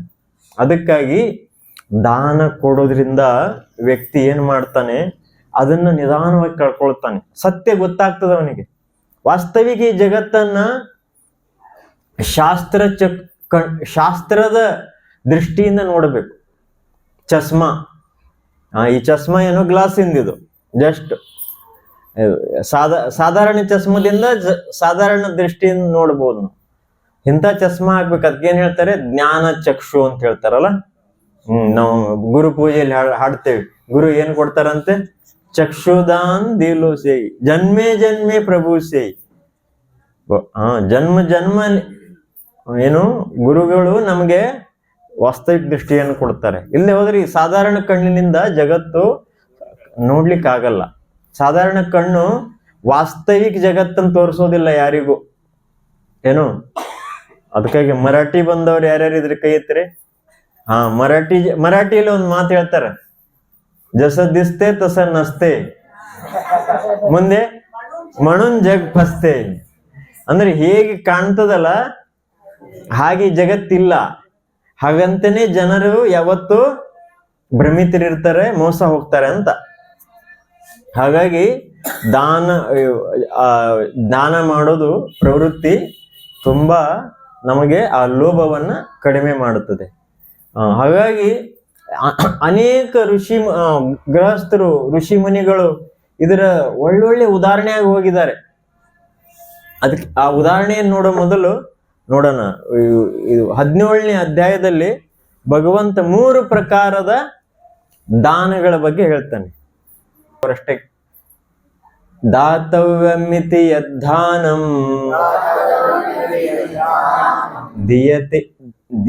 ದೀಯತೇನುಪಕಾರಿಣೇ ದೇಶೇ ಕಾಲೇ ಚ ಪಾತ್ರೇ ಚ ತದ್ದಾನಂ ಸಾತ್ವಿಕಂ ಸ್ಮೃತಂ.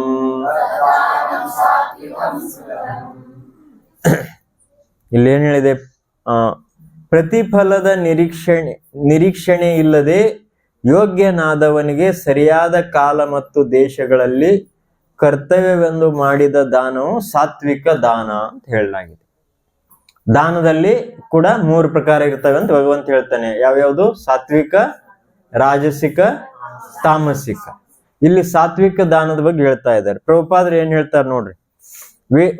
ವೇದ ಸಾಹಿತ್ಯದಲ್ಲಿ ಆಧ್ಯಾತ್ಮಿಕ ಚಟುವಟಿಕೆಗಳಲ್ಲಿ ತೊಡಗಿದವನಿಗೆ ದಾನವನ್ನು ಕೊಡುವುದು ಯೋಗ್ಯ ಎಂದು ಹೇಳಿದೆ. ದಾನ ಕೊಡೋದಿದ್ರೆ ಯಾರಿಗೆ ಕೊಡ್ಬೇಕಂತೆ?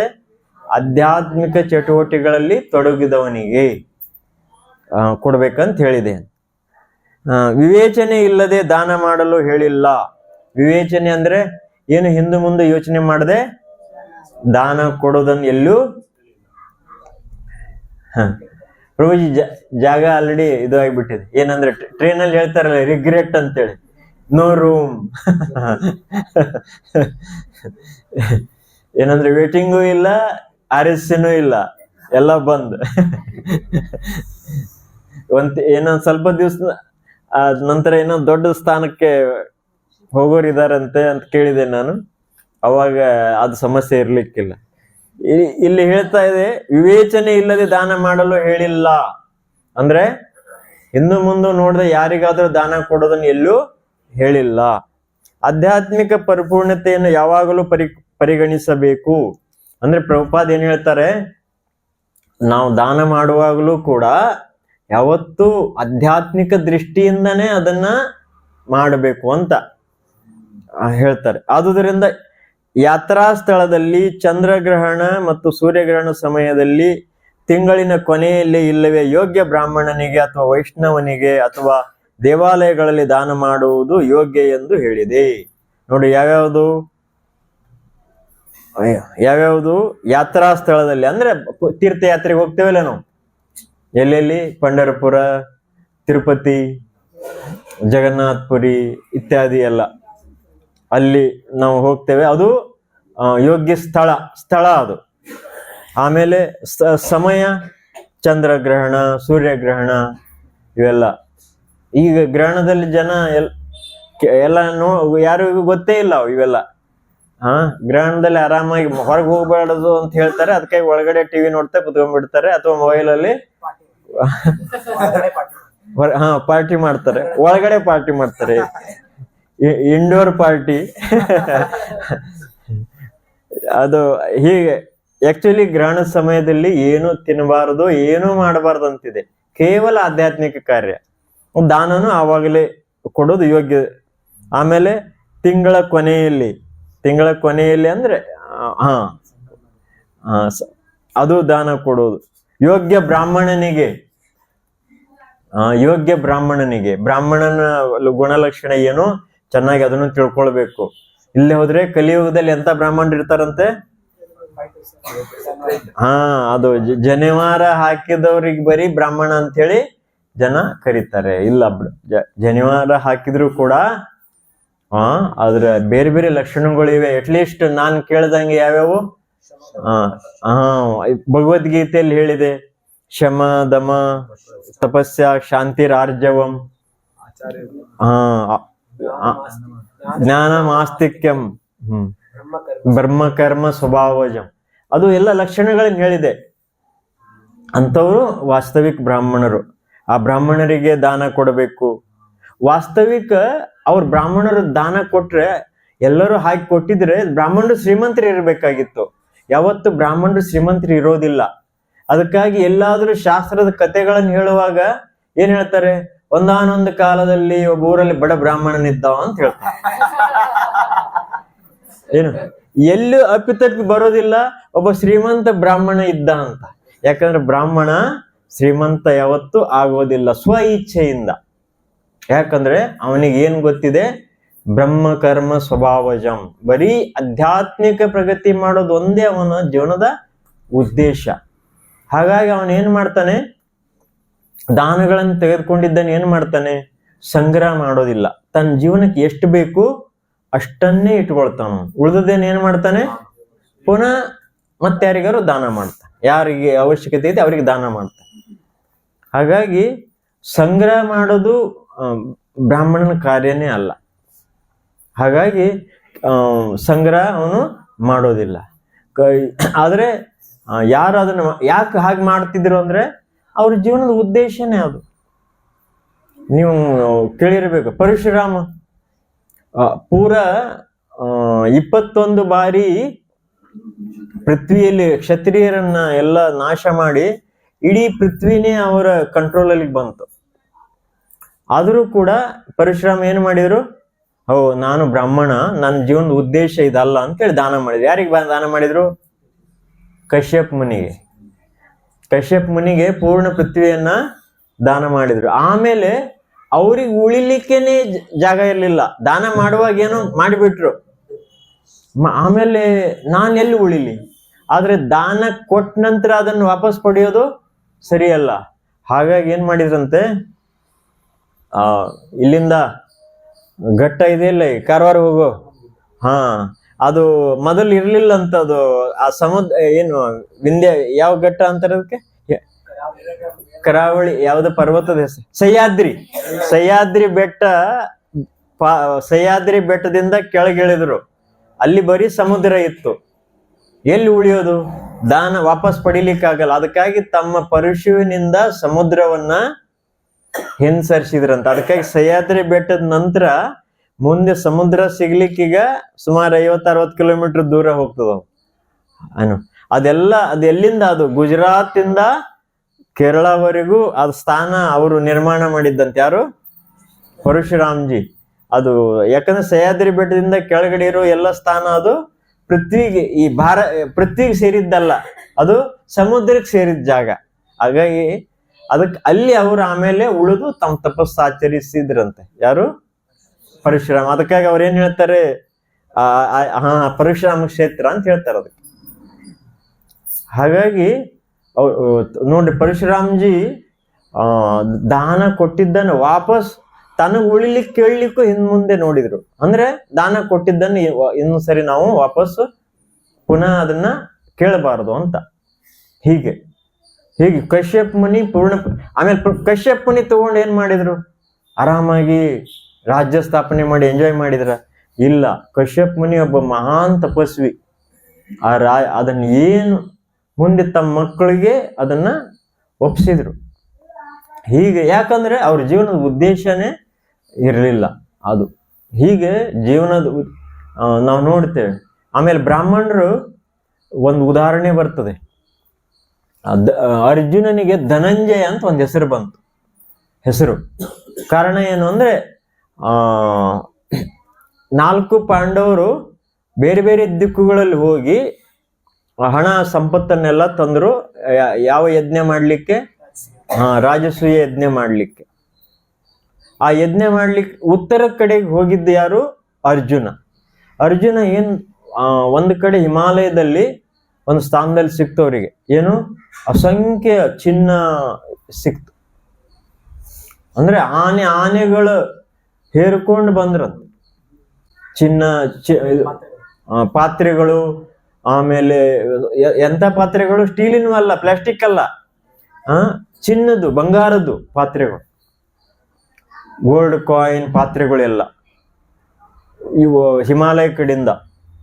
ಅದು ಆಮೇಲೆ ಎಲ್ಲಿತ್ತದು? ಈಗ ಸಾಮಾನ್ಯವಾಗಿ ಚಿನ್ನದ ಕಣಿಯಿಂದ ಚಿನ್ನ ಬರ್ತದೆ, ಅದು ಕೂಡ ಫ್ಯಾಕ್ಟರಿಯಲ್ಲಿ ಹಾಕಿ ಅದನ್ನು ಶುದ್ಧ ಮಾಡಬೇಕು. ಇದು ಒರಿಜಿನಲ್ ಪಾತ್ರೆ ಗಿತ್ರೆ ಎಲ್ಲ ಬೆಟ್ಟದಲ್ಲಿ ಎಲ್ಲಿ ಸಿಕ್ತು? ಅವಾಗ ಹೇಳ್ತಾರೆ, ಒಬ್ಬ ರಾಜ ಇದ್ನಂತ, ಅವನ ಹೆಸರು ಮರುತ. ಮರುತ ಅಂತಕ್ಕಂಥ ಒಬ್ಬ ರಾಜ ಎಷ್ಟೊಂದು ಯಜ್ಞಗಳನ್ನ ಆಚರಿಸಿದ್ನಂದ್ರೆ ಅವನು. ಆಮೇಲೆ ಅವು ಯಜ್ಞ ಎಂತ ಯಜ್ಞ? ಎಲ್ಲಾ ಶುದ್ಧ ವಸ್ತುಗಳನ್ನು ಉಪಯೋಗ ಮಾಡ್ತಿದ್ದ. ಎಲ್ಲಿವರೆಗೂ ಅಂದ್ರೆ ಪ್ರತಿಯೊಂದು ಆಚಮನ ಪಾತ್ರೆ ಎಲ್ಲ ಚಿನ್ನದ್ದು. ಅವನ್ನೆಲ್ಲ ಏನ್ ಮಾಡಿದ್ದ? ಅವನು ಯಜ್ಞ ಮಾಡುವ ಉಪಯೋಗಿಸಿ ಅವನು ದಾನ ಮಾಡಿದ್ದ. ಆ ದಾನ ಮಾಡಿದ್ದನ್ನು ಅನೇಕ ಜನರು ತಗೊಂಡು ಹೋಗ್ಲೇ ಇಲ್ಲ ಅಂತ, ಎಲ್ಲ ಬ್ರಾಹ್ಮಣರು.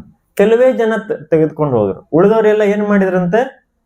ಅಲ್ಲಿ ಹಿಮಾಲಯದಲ್ಲಿ ಎಲ್ಲೋ ಒಂದ್ ಕಡೆ ಚೆಲ್ಲಿಬಿಟ್ರು. ಈಗ ಜನ ಹೇಳ್ಬಹುದು, ಯಾಕೆ ಚೆಲ್ಲಿದ್ರು? ಯಾರಿಗಾದ್ರು ಬಡವರಿಗೆ ದಾನ ಮಾಡ್ಬೋದಾಗಿತ್ತಲ್ಲ, ಹಾಗೆ ಮಾಡ್ಲಿಲ್ಲ. ಯಾಕಂದ್ರೆ ಅದಕ್ಕೊಂದು ಕಾರಣ ಇದೆ. ಈಗ ಸಾಮಾನ್ಯ ಜನರಿಗೆ ಇವೆಲ್ಲ ಅನಾವಶ್ಯಕ ಇವು ಅಂದ್ರೆ ಅವರ ಪ್ರಾರಬ್ಧಕ್ಕಿಂತ ಹೆಚ್ಚು ಸಿಕ್ಕರೆ ಅದೇನಾಗ್ತದೆ? ದುರುಪಯೋಗ ಆಗ್ತದೆ. ಈಗೂ ನೋಡ್ರಿ ಬೇಕಾದ್ರೆ ನೀವು, ಭಗವಂತ ಈ ಜಗತ್ತಿನಲ್ಲಿ ಸಿಸ್ಟಮ್ ಹೇಗಿಟ್ಟಿದ್ದಾನೆ ಅಂದ್ರೆ, ಒಬ್ಬನ ಯಾರಾದ್ರೂ ಶ್ರೀಮಂತರಾಗಿದ್ದಾನೆ ಅಂದ್ರೆ ಜನರಲಿ ಅವನಿಗೆ ಆ ಶ್ರೀಮಂತಿಕೆಯನ್ನು ಆಳುವ ಕೆಪಾಸಿಟಿ ಇರ್ತದೆ, ಸಾಮರ್ಥ್ಯ ಇರ್ತದೆ. ಸುಮ್ಮನೆ ಯಾರಿಗಾದ್ರೂ ಶ್ರೀಮಂತಿಕೆ ಬಂದ್ರೆ ಅವನ ಜೀವನ ನಷ್ಟ ಆಗ್ತದೆ, ಅವನು ಪಾಪಿ ಆಗ್ತಾನೆ. ಅದಕ್ಕಾಗಿ ಶಾಸ್ತ್ರದಲ್ಲಿ ಏನ್ ಹೇಳ್ತಾ ಇದೆ ಅಂದ್ರೆ, ಬರೀ ವೈಶ್ಯರಿಗೆ ಕ್ಷತ್ರಿಯರ ಹತ್ರ ಅಷ್ಟೇ ಏನಿರ್ಬೇಕು? ಐಶ್ವರ್ಯ ಇರ್ಬೇಕಂತ. ವೈಶ್ಯ ಸಮಾಜ ಅಥವಾ ಕ್ಷತ್ರಿಯ. ಬ್ರಾಹ್ಮಣನ ಹತ್ರ ಇರಬಾರದು, ಯಾಕಂದ್ರೆ ಅವನಿಗೆ ಅವಶ್ಯಕತೆ ಇಲ್ಲ. ಶೂದ್ರನ ಹತ್ರ ಅದು ಹೋಗಬಾರದು, ಯಾಕಂದ್ರೆ ಶೂದ್ರ ಏನ್ ಮಾಡ್ತಾನೆ? ಶೂದ್ರ ಜಾಸ್ತಿ ಹಣ ಸಿಕ್ಕ ತಕ್ಷಣ ಏನ್ ಮಾಡ್ತಾನೆ? ಬರೀ ದುರುಪಯೋಗ ಮಾಡ್ತಾನೆ. ವಿಶೇಷವಾಗಿ ಅವನ್ ಏನ್ ಮಾಡ್ತಾನೆ? 4 ನಿಯಮಗಳನ್ನ ಭಂಗ ಮಾಡ್ತಾನೆ. ಅದಕ್ಕಾಗಿ ಹಿಂದಿನ ಕಾಲದಲ್ಲಿ ಸಿಸ್ಟಮ್ ಇತ್ತು. ಏನು? ಯಾರಾದ್ರೂ ಮನೆಯಲ್ಲಿ ಕೆಲಸ ಮಾಡಿದ್ರೆ ಶೂದ್ರ, ಅವನಿಗೇನ್ ಕೊಡೋದು? ಆಹಾರ ಧಾನ್ಯ, ಬಟ್ಟೆ ಇತ್ಯಾದಿಗಳನ್ನು ಕೊಡ್ತಿದ್ರು. ಅವನ ಮನೆಯಲ್ಲಿ ಏನಾದ್ರೂ ಸಂಸ್ಕಾರ ಇತ್ಯಾದಿ ಇದ್ರೆ ಬೆಳ್ಳಿ ಬಂಗಾರನು ಆ ಸಮಯಕ್ಕೆ ಸೀಮಿತವಾಗಿ ಕೊಡ್ತಿದ್ರು ಅಷ್ಟೇ. ಅವನಿಗೆ ಸ್ಯಾಲ್ರಿ ಅಂತೇಳಿ ಹಣ ಕೊಡ್ತಿರ್ಲಿಲ್ಲ. ಯಾಕಂದ್ರೆ ಕೊಟ್ಟ ತಕ್ಷಣ ಅವನೇನ್ ಮಾಡ್ತಾನೆ? ಸಾಯಂಕಾಲ ಹೋಗ್ತಾನೆ, ಪಾಕೆಟ್ ಖರೀದಿ ಮಾಡ್ತಾನೆ. ಎಂತ ಪಾಕೆಟ್ ಅಂದ್ರೆ ಗೊತ್ತಾಯ್ತಲ್ಲ ನಿಮ್ಗೆ? ಅಥವಾ ಏನೇನೆಲ್ಲ ಎಲ್ಲ. ಅದಕ್ಕಾಗಿ ಹಿಂದಿನ ಕಾಲದಲ್ಲಿ ಹಾಗಿತ್ತು, ಹಾಗೆ ಮಾಡ್ತಿದ್ರು ಕೂಡ. ಈಗೂ ಕೂಡ ಆ ರೀತಿ ಜನ ಇದ್ದಾರೆ. ನಿಮ್ಗೆ ನಿಶ್ಚಿತ ಒಂದು ಉದಾಹರಣೆ ಹೇಳ್ತೇನೆ. ಅನೇಕ ಜನರಿದ್ದಾರೆ ಹುಬ್ಬಳ್ಳಿಯಲ್ಲಿ, ಪಕ್ಕಾ ಉದಾಹರಣೆ. ಏನು? ಅವ್ರದ್ದು ಪ್ರತಿನಿತ್ಯ ಅವರ ಇನ್ಕಮ್ ಅಂದ್ರೆ ಆದಾಯ 500 ರೂಪಾಯಿಗಿಂತ ಹೆಚ್ಚಿದೆ. 500 ರೂಪಾಯಿ ಇನ್ಕಮ್ ಅಂದ್ರೆ ತಿಂಗಳಿಗೆ ಎಷ್ಟಾಯ್ತು ಸರ್? 15,000. ನೋಡ್ರಿ, ಇಲ್ಲಿ 2 ಡಿಫರೆನ್ಸ್ ನಾನು ನಿಮ್ಗೆ ಹೇಳ್ತೇನೆ. ಇವನು 15,000 ರೂಪಾಯಿ ದುಡಿತಾನೆ, ಇವನು 15,000 ರೂಪಾಯಿ ದುಡಿತಾನೆ. ಒಬ್ಬನು ಹೊಲಸ ಬಟ್ಟೆಗಳನ್ನ ತೊಟ್ಕೊಂಡು ಮತ್ ಪುನಃ ಬೆಳಿಗ್ಗೆ ಬಂದು ಕೆಲ್ಸಕ್ಕೆ ನಿಲ್ತಾನೆ ಅಲ್ಲಿ. ಇನ್ನೊಬ್ಬನ 15,000 ರೂಪಾಯಿ ತಗೊಂಡವನು ತುಂಬಾ ಪಾಶ್ ಆಗಿ ಜೀವನ ಮಾಡ್ತಾನೆ. ಇಬ್ರಲ್ಲಿ ಏನ್ ಡಿಫರೆನ್ಸ್? ಯಾಕೆ ಡಿಫರೆನ್ಸ್ ಬಂತು? ಇವನಿಗೆ ಬುದ್ಧಿ ಇದೆ, ತನ್ನ ಜೀವನದ ಪ್ರತಿ ತಿಂಗಳಿಗೆ ಏನ್ ಬೇಕೋ ಸರಿಯಾಗಿ ಅದನ್ನ ಆ 15,000 ರೂಪಾಯಿ ತಗೊಂಡು ಮ್ಯಾನೇಜ್ ಮಾಡ್ತಾನೆ. ಹೆಂಡತಿ ಮಕ್ಕಳ ಜೊತೆಗೆ ಶಾಂತಿಯಿಂದ ಬದುಕ್ತಾನೆ, ಸಮಾಜದಲ್ಲಿ ಒಂದು ಸುಸಜ್ಜಿತವಾಗಿ ಬದುಕ್ತಾನೆ. ಇವನಿಗೆ ಬುದ್ಧಿ ಕಡಿಮೆ, ಏನ್ ಮಾಡ್ತಾನೆ?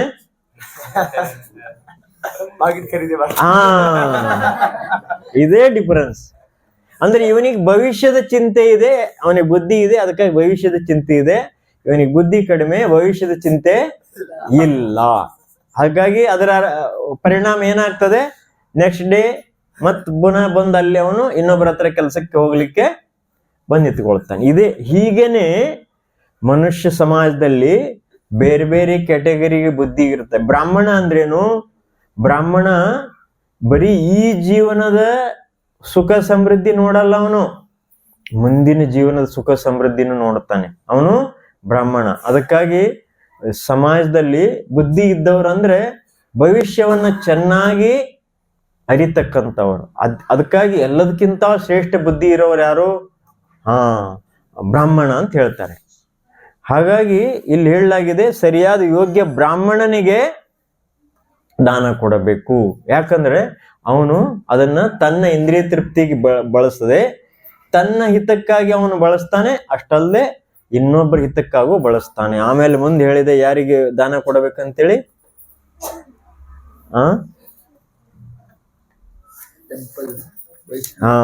ವೈಷ್ಣವನಿಗೆ ಅಥವಾ ದೇವಾಲಯಗಳಲ್ಲಿ ದಾನ ಮಾಡುವುದು ಯೋಗ್ಯ ಅಂತ ಹೇಳಿದೆ.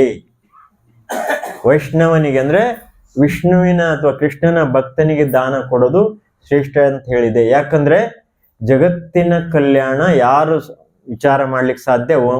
ಕೇವಲ ವೈಷ್ಣವ. ಒಬ್ಬ ವೈಷ್ಣವ ಜಗತ್ತಿನ ಕಲ್ಯಾಣ ವಿಚಾರ ಮಾಡ್ತಾನೆ. ಅವನು ಬರೀ ತಂದಷ್ಟೇ ವಿಚಾರ ಮಾಡೋದಿಲ್ಲ. ಇಷ್ಟೆಲ್ಲ ಕಷ್ಟಪಡೋದು ಯಾಕೆ? ಒಂದು ದೇವಸ್ಥಾನ ಮಾಡ್ತಾನೆ, ಅಲ್ಲಿ ಅನೇಕ ಜನರು ಬರ್ತಾರೆ, ಶ್ರವಣ ಕೀರ್ತನ ಮಾಡ್ತಾರೆ, ಪ್ರಸಾದ ಹಂಚ್ತಾನೆ, ಅವರಿಗೆಲ್ಲ ಭಗವದ್ಗೀತೆ, ಅದಕ್ಕೆಲ್ಲ ಒಂದು ವ್ಯವಸ್ಥೆ ಬೇಕಲ್ಲ.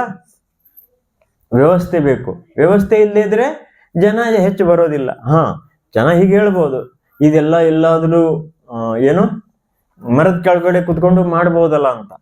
ಆದ್ರೆ ಪ್ರಭುಪಾದರಿಗೆ ಈ ರೀತಿ ಪ್ರಶ್ನೆ ಮಾಡಿದ್ರು, ಸ್ವಾಮೀಜಿ ನೀವು ಇಷ್ಟೆಲ್ಲ ಏನು ಶ್ರೇಷ್ಠ ಸಿದ್ಧಾಂತಗಳನ್ನು ಚರ್ಚೆ ಮಾಡ್ತೀರಿ, ಆದ್ರೆ ನಿಮ್ಮ ಸಂಸ್ಥೆಯಲ್ಲಿ ಎಷ್ಟೊಂದು ಭಾರಿ ಪಾಶ್ ವ್ಯವಸ್ಥೆ ಇರ್ತದಲ್ಲ.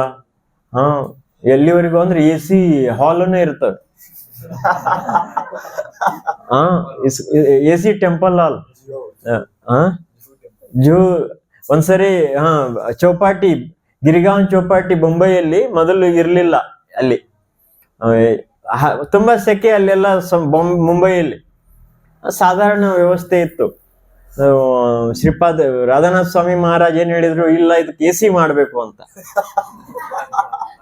ಅವಾಗ ಮೊದಲು ಸುಮ್ಮನೆ ಅವ್ರ ಜೋಗಿಗೆ ಅಂದ್ರು, ಯಾಕೆ AC ಮಾಡ್ಬೇಕಂದ್ರೆ ನಾವು AC ಭಕ್ತಿ ವೇದಾಂತ ಸ್ವಾಮಿ ಪ್ರಭುಪಾದ್ರ ಅನುಯಾಯಿಗಳು.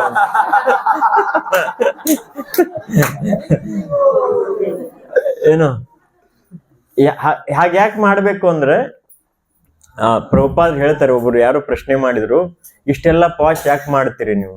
ಭಾರಿ ಭಾರಿ ಏನು ವೈಭವಶಾಲಿ ದೇವಾಲಯಗಳು ಇಷ್ಟೆಲ್ಲ ಯಾಕಂದ್ರೆ ಪ್ರಭುಪಾದ್ ಹೇಳ್ತಾರೆ, ನೋಡು, ಒಬ್ಬ ವ್ಯಕ್ತಿಗೆ ಅದನ್ನೇ ಉತ್ತರ ಹೇಳ್ತಾರೆ. ಏನಂದ್ರೆ, ನಾನು ಒಂದು ಮರದ ಕೆಳಗಡೆ ಕೂಡ ಕುಂತು ಪ್ರವಚನ ಮಾಡ್ಲಿಕ್ಕೆ, ಕುಳಿತುಕೊಂಡು ಪ್ರವಚನ ಮಾಡ್ಲಿಕ್ಕೆ ತಯಾರಿದ್ದೇನೆ. ಆದ್ರೆ ನನ್ನ ಪ್ರವಚನ ಕೇಳಲಿಕ್ಕೆ ಯಾರು ಬರೋರು? ಮರದ ಕೆಳಗಡೆ ಕುಂತಾರೆ. ಇವತ್ತಿನ ಕಾಲದಲ್ಲಿ ಯಾರು ಬರ್ತಾರ? ಯಾರು ಬರೋದಿಲ್ಲ. ಪ್ರವಚನ ಕೊಡೋನು ಒಬ್ಬನೇ ಕುಂತಿರ್ತಾನ ಅಷ್ಟೇ. ಅದಕ್ಕಾಗಿ ಅಲ್ಲಿ ಒಂದು ಒಳ್ಳೆ ಸುಸಜ್ಜಿತ ವ್ಯವಸ್ಥೆ ಮಾಡಿಟ್ರೆ ಯಾರಾದ್ರೂ ಬರ್ತಾರೆ. ಯಾಕಂದ್ರೆ ಕಲಿಯುಗದಲ್ಲಿ ಶಾರೀರಿಕ ಶಕ್ತಿ, ಮಾನಸಿಕ ಶಕ್ತಿ ತುಂಬಾ ದುರ್ಬಲ.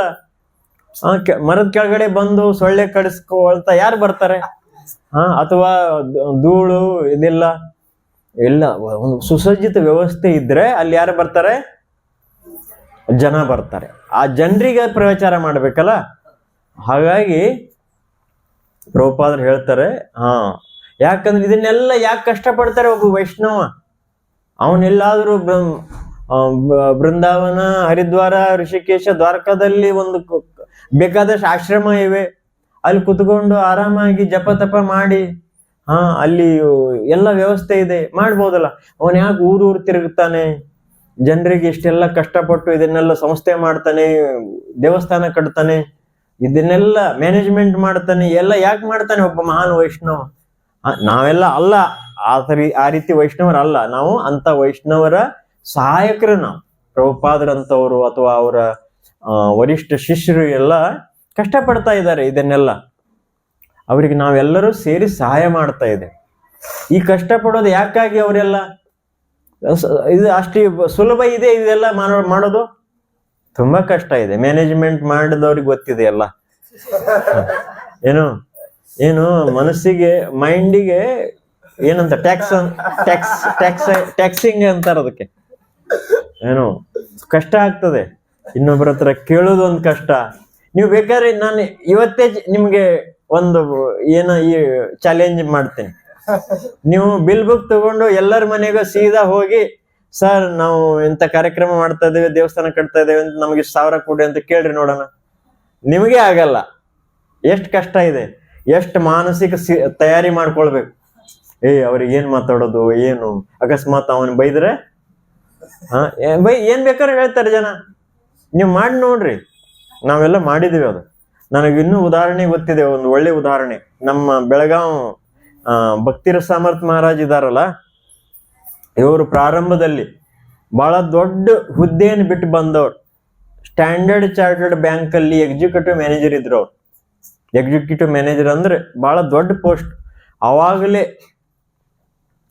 90ನೇ ಇಸ್ವಿ, ಏನು 85ನೇ ಇಸ್ವಿ ಆಸ್ಪಾಸ್ ಅದು.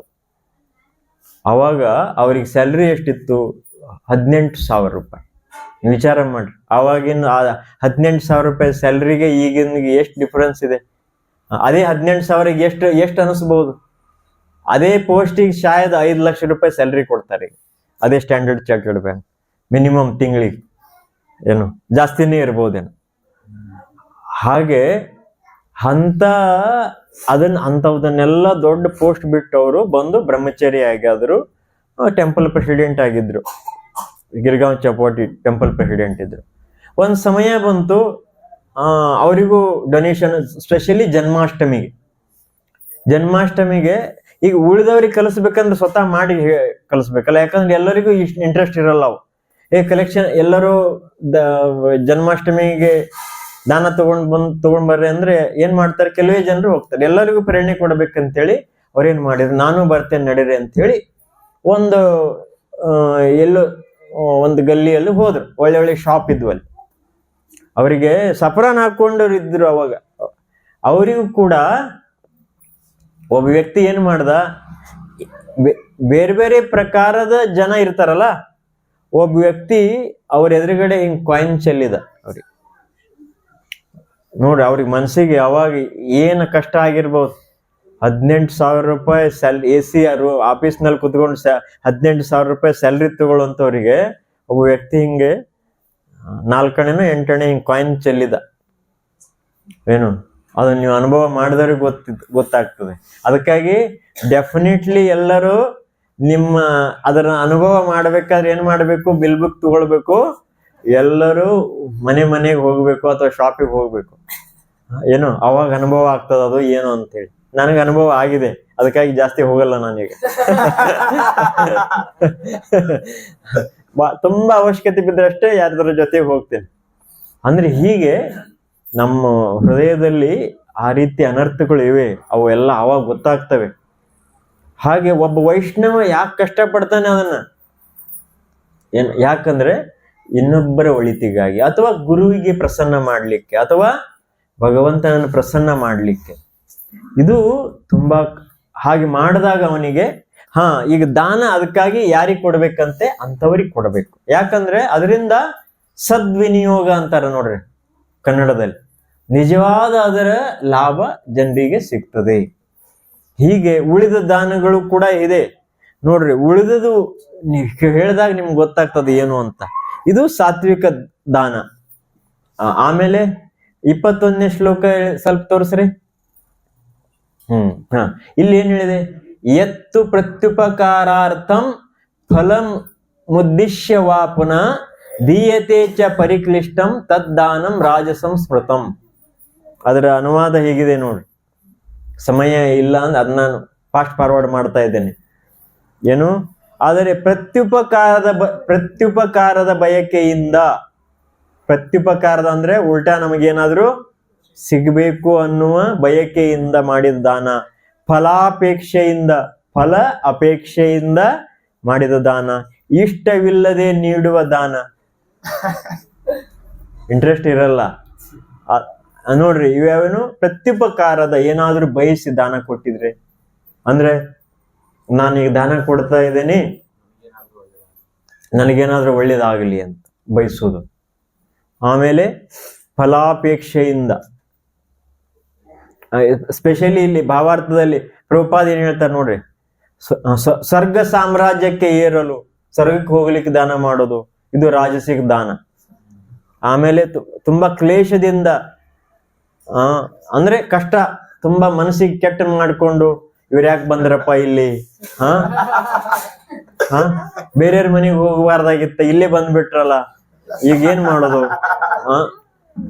ಮಾಡೋದು ಬಂದಿದ್ದಾರೆ ಏನಾದ್ರು ಅಂದ್ರೆ ಹೆಸರು ಕೆಡಿಸ್ತ, ಬೇರೆ ಹೊರಗಡೆ ಹೋಗಿ ಹೇಳ್ಬಿಡ್ತಾರೆ, ನಮಗೇನಾದ್ರು ದಾನ ಕೊಡ್ಲಿಕ್ಕೆ ಹೀಗ ಅಂದ್ಬಿಟ್ರು ಅಂತ. ಅದಕ್ಕಾಗಿ ಕಷ್ಟ ಮಾಡ್ಕೊಂಡು ಕೊಡ್ತಾರಲ್ಲ, ಪಶ್ಚಾತ್ತಾಪ ಮಾಡ್ತಾ, ಇದು ರಾಜಸಿಕ ದಾನ. ಆಮೇಲೆ ಮೇಲಿನವರ ವಿನಂತಿ ಮಾಡಿದರೆಂದು, ಯಾರು ಕೆಲವೊಂದ್ಸರಿ ಏನ ಮಾಡ್ತಾರೆ, ಅವರು ಫಂಡ್ ರೈಸಿಂಗ್ ಮಾಡೋದಿರ್ತದಲ್ಲ, ಬೇರೆ ಬೇರೆ ಜನರಿಗೆ ಫೋನ್ ಮಾಡಿ ಹೇಳ್ತಾರೆ, ನೀವು ಅಲ್ಲಿ ನಮ್ಮವ್ರು ಬಂದಾರ, ಸ್ವಲ್ಪ ಅವ್ರಿಗೆ ಏನಾರು ದಾನ ದಕ್ಷಿಣೆ ಕೊಟ್ಬಿಡಪ್ಪ ಅಂತ ಹೇಳ್ತಾರ, ಫೋನ್ ಮಾಡ್ತಾರ, ವಿಶೇಷವಾಗಿ ದೊಡ್ಡ ಜನ ಎಲ್ಲ.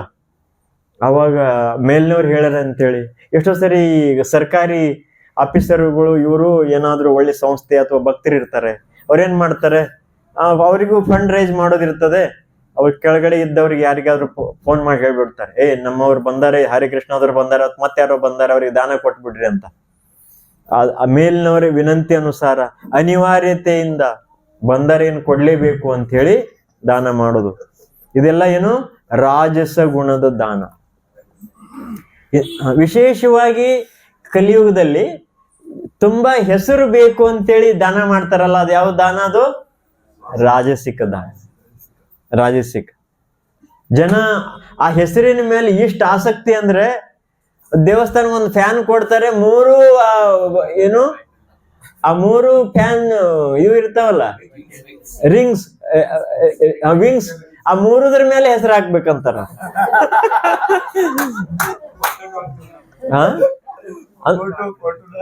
ಆಮೇಲೆ ಫೋಟೋನು ಬೇಕಾದ್ರೆ ಹಾಕಿಸ್ತಾರ. ಅದನ್ನ ಜನ ಬಂದವರು ನೋಡ್ಬೇಕು. ಆಕ್ಚುಲಿ ಯಾಕೆ ಇನ್ನೊಬ್ಬರಿಗೆ ದಾನ ಗೊತ್ತಾಗಬಾರ್ದು ಅಂತ ಹೇಳಿದೆ, ದಾನದ ಫಲ ವಾಸ್ತವಿಕ ಸಿಗ್ಬೇಕಾದ್ರೆ ಇನ್ನೊಬ್ರಿಗೆ ಯಾರಿಗೂ ಗೊತ್ತಾಗಬಾರ್ದು. ಅಂದ್ರೆ ಆಕ್ಚುಲಿ ರೆಸಿಟ್ ಕೂಡ ಹರಿಬಾರ್ದು. ರೆಸಿಟ್ ಹರಿಯೋದಾದ್ರೂ XYZ ಅಂತ ಬರಿಬೇಕಲ್ಲ, ಹೆಸರು ಬರಿಬಾರದು. ಶಾಸ್ತ್ರದ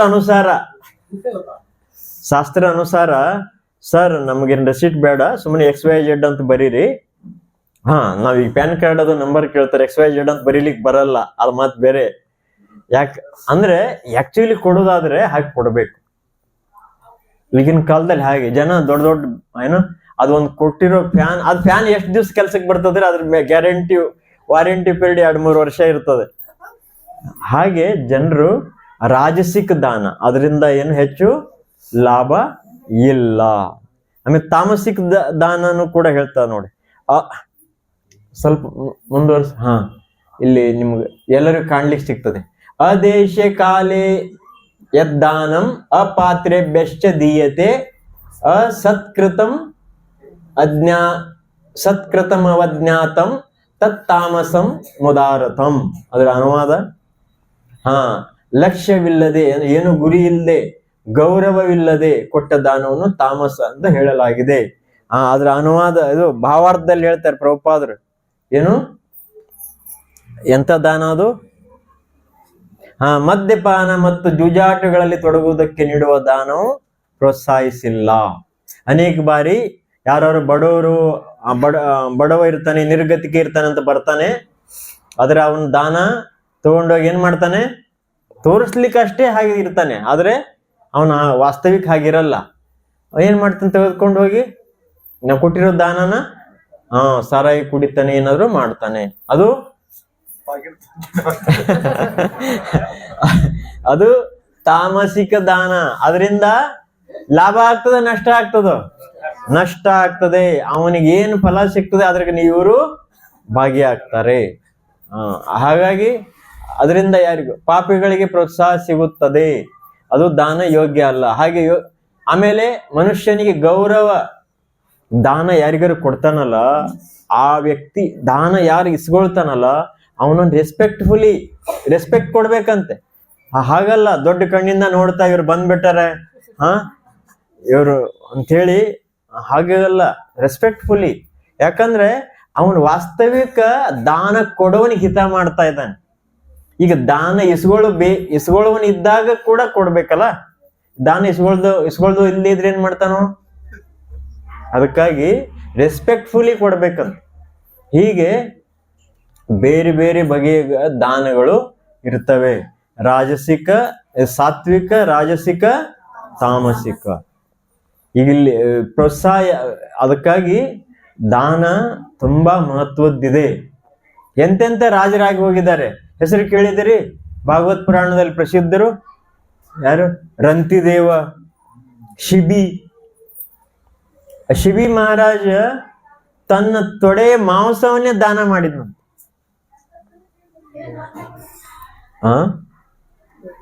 ಭಾಗವತ್ ಪುರಾಣದಲ್ಲಿ ಹೇಳಲಾಗ್ತದೆ. ತೊಡೆಯ ಫ್ಲೆಶ್ ಆಫ್ ಹಿಸ್ ಥೈ.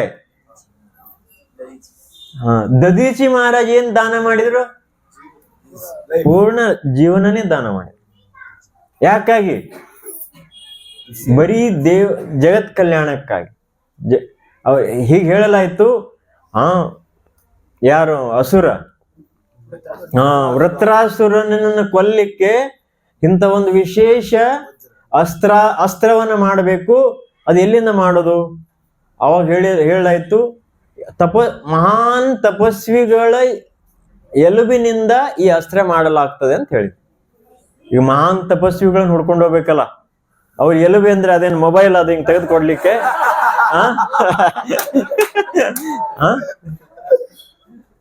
ಅದು ಮೊಬೈಲು ಅಲ್ಲ, ಶರ್ಟು ಅಲ್ಲ, ತೆಗೆದುಕೊಟ್ಟು ಬೇರೆ ತಗೊಳ್ಳೋಣ ಅನ್ನಕ್ಕೆ.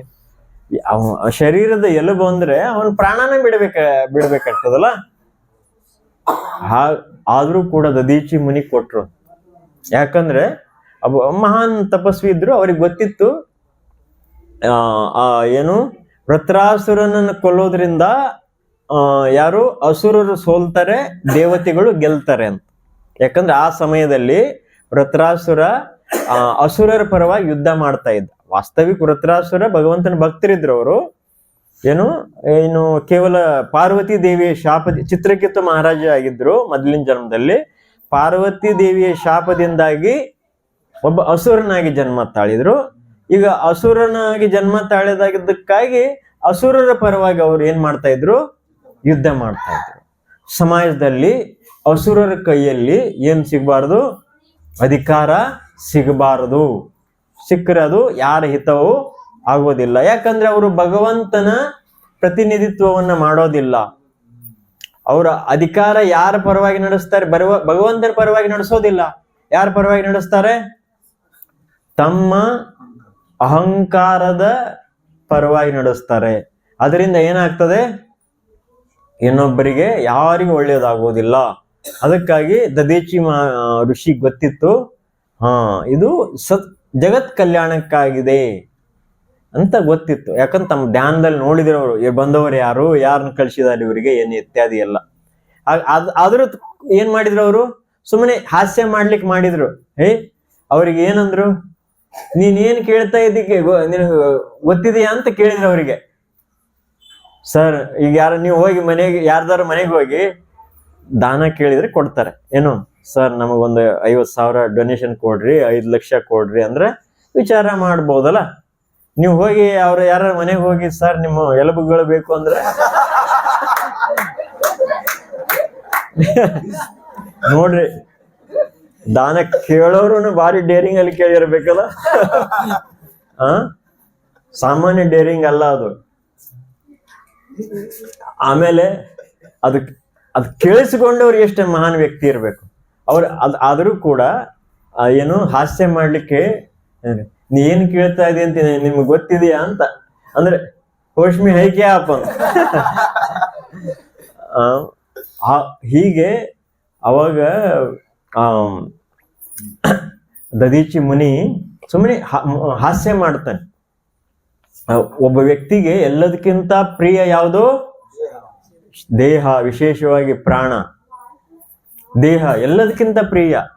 ಯಾಕಂದ್ರೆ ಈಗ ಯಾರಾದರೂ ಹಣ ದಾನ ಕೊಟ್ರೆ ಇವತ್ತೆಲ್ಲ ನಾಳೆ ಗಳಿಸ್ಬೋದು. ಏನ್ ದೊಡ್ಡದಲ್ಲ ಅದು. ಅದಕ್ಕಾಗಿ ಹೇಳ್ತಾರೆ ಹಿಂದಿನ ಕಾಲದಲ್ಲಿ ಏನು 3 ವಿಷಯ ಇರ್ತಾವಂತೆ. ಹಣ ಅಂತಸ್ತು, ಆಮೇಲೆ ಎಲ್ಲದಕ್ಕಿಂತ ಚರಿತ್ರ ಅಂದ್ರೆ ಒಳ್ಳೆಯ ಚರಿತ್ರೆ, ಎರಡನೇದು ಹಾ ಅದು ಏನ್ ಹೇಳ್ತಾರೆ, if money is last nothing is last, if wealth is last something is sorry health is last something is last, if character is last everything is last. ಅಂದ್ರೆ ಯಾರಾದರೂ ಹಣ ಕಳ್ಕೊಂಡ್ರೆ ಏನು ಕಳ್ಕೊಂಡಂಗೆ ಅಲ್ಲ ಅಂತ, ಯಾಕಂದ್ರೆ ನಾನು ಪುನಃ ಗಳಿಸ್ಬೋದು, ಪುನಃ ಪರಿಶ್ರಮ ಪಟ್ಟು ಗಳಿಸ್ಬೋದು. ಅದೇ ಆರೋಗ್ಯ ಹೋದ್ರೆ ಸ್ವಲ್ಪ ಹೋದಂಗೆ ಅಂತ, ಅಂದ್ರೆ ಒರಿಜಿನಲ್ ಆರೋಗ್ಯ ಯಾವತ್ತು ವಾಪಸ್ ಬರೋದಿಲ್ಲ. ನೆನ್ಪಿಟ್ಕೊಳ್ರಿ, ಜನ ಕಿಡ್ನಿ ಕೊಡ್ತಾರೆ, ಏನು ಮತ್ತೇನ್ ಲಿವರ್ ಕೊಡ್ತಾರೆ, ಇದೆಲ್ಲ ತಪ್ಪದು. ಯಾಕಂದ್ರೆ ಆ ಆರೋಗ್ಯ ಪುನಃ ವಾಪಸ್ ಬರೋದಿಲ್ಲ ಅವ್ರ ಹತ್ರ. ಅದಕ್ಕಾಗಿ ದೊಡ್ಡ ದೊಡ್ಡ ಏನು ಅನಾವಶ್ಯಕವಾಗಿ ದೊಡ್ಡ ದೊಡ್ಡ ಆಪರೇಷನ್ ಮಾಡ್ಕೊಳ್ಳೋದು, ಡಾಕ್ಟರ್ ಹೇಳ್ತಾರಂತೇಳಿ ಇದೆಲ್ಲ ಮಾಡ್ಕೊಳ್ಬಾರ್ದು. ಯಾಕಂದ್ರೆ ಒಮ್ಮೆ ಅದು ಒರಿಜಿನಲ್ ಹೆಲ್ತ್ ಬರೋದಿಲ್ಲ ವಾಪಸ್. ಅದಕ್ಕಾಗಿ ಆರೋಗ್ಯ ವಾಪಸ್ ಅಷ್ಟು ಈಸಿಯಾಗಿ ಸಿಗೋದಿಲ್ಲ, ಅಥವಾ ಪೂರ್ಣವಾಗಿ ಸಿಗೋದಿಲ್ಲ ಅಂತ ಹೇಳ್ಬೋದು. ಆಮೇಲೆ ಚರಿತ್ರೆ ಕಳ್ಕೊಂಡ್ರೆ, ಅಂದ್ರೆ ನಮ್ಮ ಒಳ್ಳೆಯ ಗುಣಗಳನ್ನ ನಾವು ಕಳ್ಕೊಂಡ್ಬಿಟ್ರೆ ಅದು ವಾಪಸ್ ತುಂಬಾ ಹಾನಿ ಮಾಡ್ತದೆ ಅಂತ ಹೇಳ್ತಾರೆ. ಹೀಗೆ ದದೀಚಿ ಋಷಿ ಏನು ಕೊಟ್ರು, ತಮ್ಮ ಜಗತ್ ಕಲ್ಯಾಣಕ್ಕಾಗಿ ತಮ್ಮ ಶರೀರವನ್ನೇ ಕೊಟ್ರು. ಮಹಾನ್ ಋಷಿ ಇದ್ರು, ಅಂತ ಶರೀರ ತಮ್ಮ ಏನು ಯೋಗ ಬಲದಿಂದ ವಾಪಸ್ ಪಡೆದಿರ್ಬೋದು ಅವರು ನಿಶ್ಚಿತವಾಗಿ. ಆದರೆ ಶರೀರ ತ್ಯಾಗ ಮಾಡೋದಂತೂ ನಿಶ್ಚಿತ ಕಷ್ಟದ ಕೆಲಸ ಇದೆ. ಇದ್ರ ತುಂಬಾ ಆಸಕ್ತಿ ಇರ್ತದೆ ವ್ಯಕ್ತಿಗೆ. ಅದು ವರ್ಕಿಂಗ್ ಅಂದ್ರೆ ಆಲ್ರೆಡಿ ಚೆನ್ನಾಗಿ ಕೆಲಸ ಮಾಡ್ತಾ ಇರೋ ಶರೀರ ಯಾರು ಅದು ಹಾಸ್ಪಿಟಲ್ ಬೆಡ್ ಅಲ್ಲಿ ಬಿದ್ದಿರ್ತದೆ ಇವತ್ ನಾಳೆ, ಏನು ಅದು ದಾನ ಮಾಡೋದು ಸುಲಭ. ಹೀಗೆ ದಾನ ಎಂತೆಂತ ಮಹಾನ್ ಜನರು ದಾನ ಮಾಡಿ ಏನ್ ಮಾಡಿದ್ದಾರೆ, ಭಗವಂತನನ್ನು ಪ್ರಸನ್ನಗೊಳಿಸಿದ್ದಾರೆ. ಹಾಗಾಗಿ ನಾವು ಕೂಡ ತುಂಬಾ ದೊಡ್ಡ ದೊಡ್ಡ ಆದರ್ಶಗಳನ್ನು ಮಾಡದೇ ಇದ್ರು ಕೂಡ ಅಟ್ಲೀಸ್ಟ್ ನಮ್ಮ ಹತ್ರ ಇರೋದನ್ನ ನಾವು ದಾನ ಮಾಡಬೇಕು. ಅದಕ್ಕಾಗಿ ಎಲ್ಲರೂ ವಾಸ್ತವಿಕವಾಗಿ ಎಲ್ಲರೂ ದಾನ ಮಾಡ್ತಿರ್ತಾರೆ. ಹಣ ಅಥವಾ ಏನಾದ್ರೂ ಭೌತಿಕ ವಸ್ತುಗಳನ್ನ ದಾನ ಗೃಹಸ್ಥರು ಮಾಡಬಲ್ಲರು. ಈಗ ಬ್ರಹ್ಮಚಾರಿನೂ ದಾನ ಮಾಡ್ತಾ ಇದ್ದಾನೆ, ಏನು ತನ್ನ ಶ್ರಮ, ತಮ್ಮ ತಪಸ್ಸು ಇತ್ಯಾದಿಗಳನ್ನು ಗುರುವಿಗೆ ಅವನೇನ್ ಮಾಡ್ತಾನೆ, ಅರ್ಪಣೆ ಮಾಡ್ತಾನೆ, ಅದು ದಾನ. ಸನ್ಯಾಸಿ ದಾನ ಮಾಡ್ತಾರೆ. ಯಾಕಾಗಿ ಅಂದ್ರೆ ತಾವು ಊರಿಗೆ ಅಲಿತಾರೆ, ಪರಿಶ್ರಮ ಮಾಡ್ತಾರೆ, ಮನಸ್ಸು ಜ್ಞಾನದ ದಾನ ಕೊಡ್ಲಿಕ್ಕೆ. ವಾನಪ್ರಸ್ಥರು ಏನ್ ಮಾಡ್ತಾರೆ, ತಮ್ಮ ಶುದ್ಧೀಕರಣಕ್ಕಾಗಿ ಅಥವಾ ಗುರುವಿಗೆ ಸಹಾಯ ಮಾಡ್ಲಿಕ್ಕಾಗಿ ಏನ್ ಮಾಡ್ತಾರೆ, ತಮ್ಮ ಶಕ್ತಿಯನ್ನು ಹಾಕ್ತಾರೆ, ತಮ್ಮ ಸಮಯವನ್ನ ಇತ್ಯಾದಿ. ಎಲ್ಲರೂ ದಾನ ಈ ಜಗತ್ತಿನಲ್ಲಿ ಮಾಡ್ತಾನೆ ಇದ್ದಾರೆ. ಆದ್ರೆ ಸ್ಪೆಷಲಿ ಇವತ್ತು ಹೇಳ್ತಾ ಇರೋದು ನಮ್ಮಲ್ಲಿ ಇರ್ತಕ್ಕಂಥ ಹಣ, ಅಂತಸ್ತು, ಐಶ್ವರ್ಯಗಳನ್ನ ಏನ್ ಮಾಡ್ಬೇಕು, ಸತ್ಕಾರ್ಯಕ್ಕಾಗಿ ದಾನ ಮಾಡಬೇಕು. ಇಲ್ಲಿ ಹೇಳಿದೆ ಯಾರಿಗಾಗಿ, ಯೋಗ್ಯ ಬ್ರಾಹ್ಮಣರಿಗೆ, ಯೋಗ್ಯ ವೈಷ್ಣವರಿಗೆ. ಎಲ್ಲರಿಗಿಂತ ಯೋಗ್ಯ ಬ್ರಾಹ್ಮಣರು ವೈಷ್ಣವರು ಯಾರು, ನಮ್ಮ ಎದುರುಗಡೆ ಇಲ್ಲಿ ಫೋಟೋದಲ್ಲಿ ಇದಾರೆ ನೋಡ್ರಿ, ಇವ್ರು ಯಾರು, ಶೀಲ ಪ್ರಭುಪಾದರು. ಶೀಲ ಪ್ರಭುಪಾದಕಿ ಜಯ. ಅವರಿಗೆ ನಾವು ದಾನ ಮಾಡ್ಬೇಕು. ಅಂತಾರಾಷ್ಟ್ರೀಯ ಕೃಷ್ಣ ಭಾವನಾಮೃತ ಸಂಘಕ್ಕೆ ದಾನ ಕೊಡೋದು ಅಂದ್ರೇನು, ಅವ್ರಿಗೆ ದಾನ ಕೊಟ್ಟಂಗ. ಅವ್ರ ಸಂಸ್ಥೆ ಇದು ಒಂದು ಯೋಗ್ಯ ಉದ್ದೇಶಕ್ಕಾಗಿ ಇದನ್ನು ನಿರ್ಮಾಣ ಮಾಡಿದ್ದಾರೆ.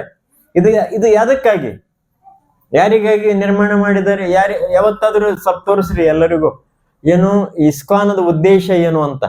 7 ಉದ್ದೇಶಗಳಿವೆ. ಈ ಬ್ಯಾಕ್ ಟು ಗಾಡೆಡ್ ಅಲ್ಲಿ ಪ್ರಿಂಟ್ ಇರ್ತಾವ ನೋಡ್ರಿ, ಬೇಕಂದ್ರೆ. ಇಲ್ಲ ಅದು ಯಾವತ್ತಾದ್ರೂ ತೋರಿಸ್ರಿ, 7 ಉದ್ದೇಶಗಳಿವೆ.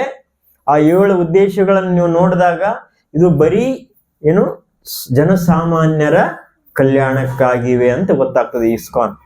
ಹಾಗಾಗಿ ತಾವು ಕೂಡ ಎಲ್ಲರೂ ಇದ್ರ ಬಗ್ಗೆ ಚೆನ್ನಾಗಿ ತಿಳ್ಕೊಂಡು ಇನ್ನೊಬ್ಬರಿಗೆ ಪ್ರೇರಣೆ ಕೊಡ್ರಿ, ಪ್ರೋತ್ಸಾಹ ಮಾಡ್ರಿ ದಾನ ಕೊಡ್ಲಿಕ್ಕೆ.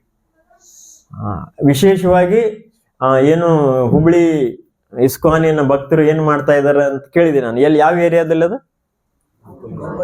ಗೋಕುಲ್ ರೋಡ್ ಅಲ್ಲಿ ಏನ್ ಪ್ರಾಜೆಕ್ಟ್ ಅದು ನಾನು ಭಕ್ತಿ ಕುಟೀರ್ ನೋಡ್ರಿ. ಎಷ್ಟು ಸೈಜ್ ಎಷ್ಟಿದೆ,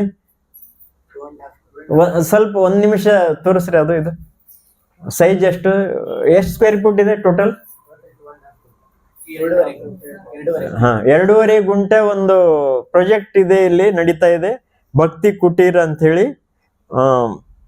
ಇಲ್ಲೊಂದು ಏನು ಭಕ್ತಿ ಮಾಡಲಿ, ಇಲ್ಲೆಲ್ಲ ಕಾರ್ಯ ಮಾಡಲಿಕ್ಕೆ ಬೇರೆ ಬೇರೆ ಏನು ಇದರ ಡೊನೇಷನ್ ಇದೆ ಇಲ್ಲಿ.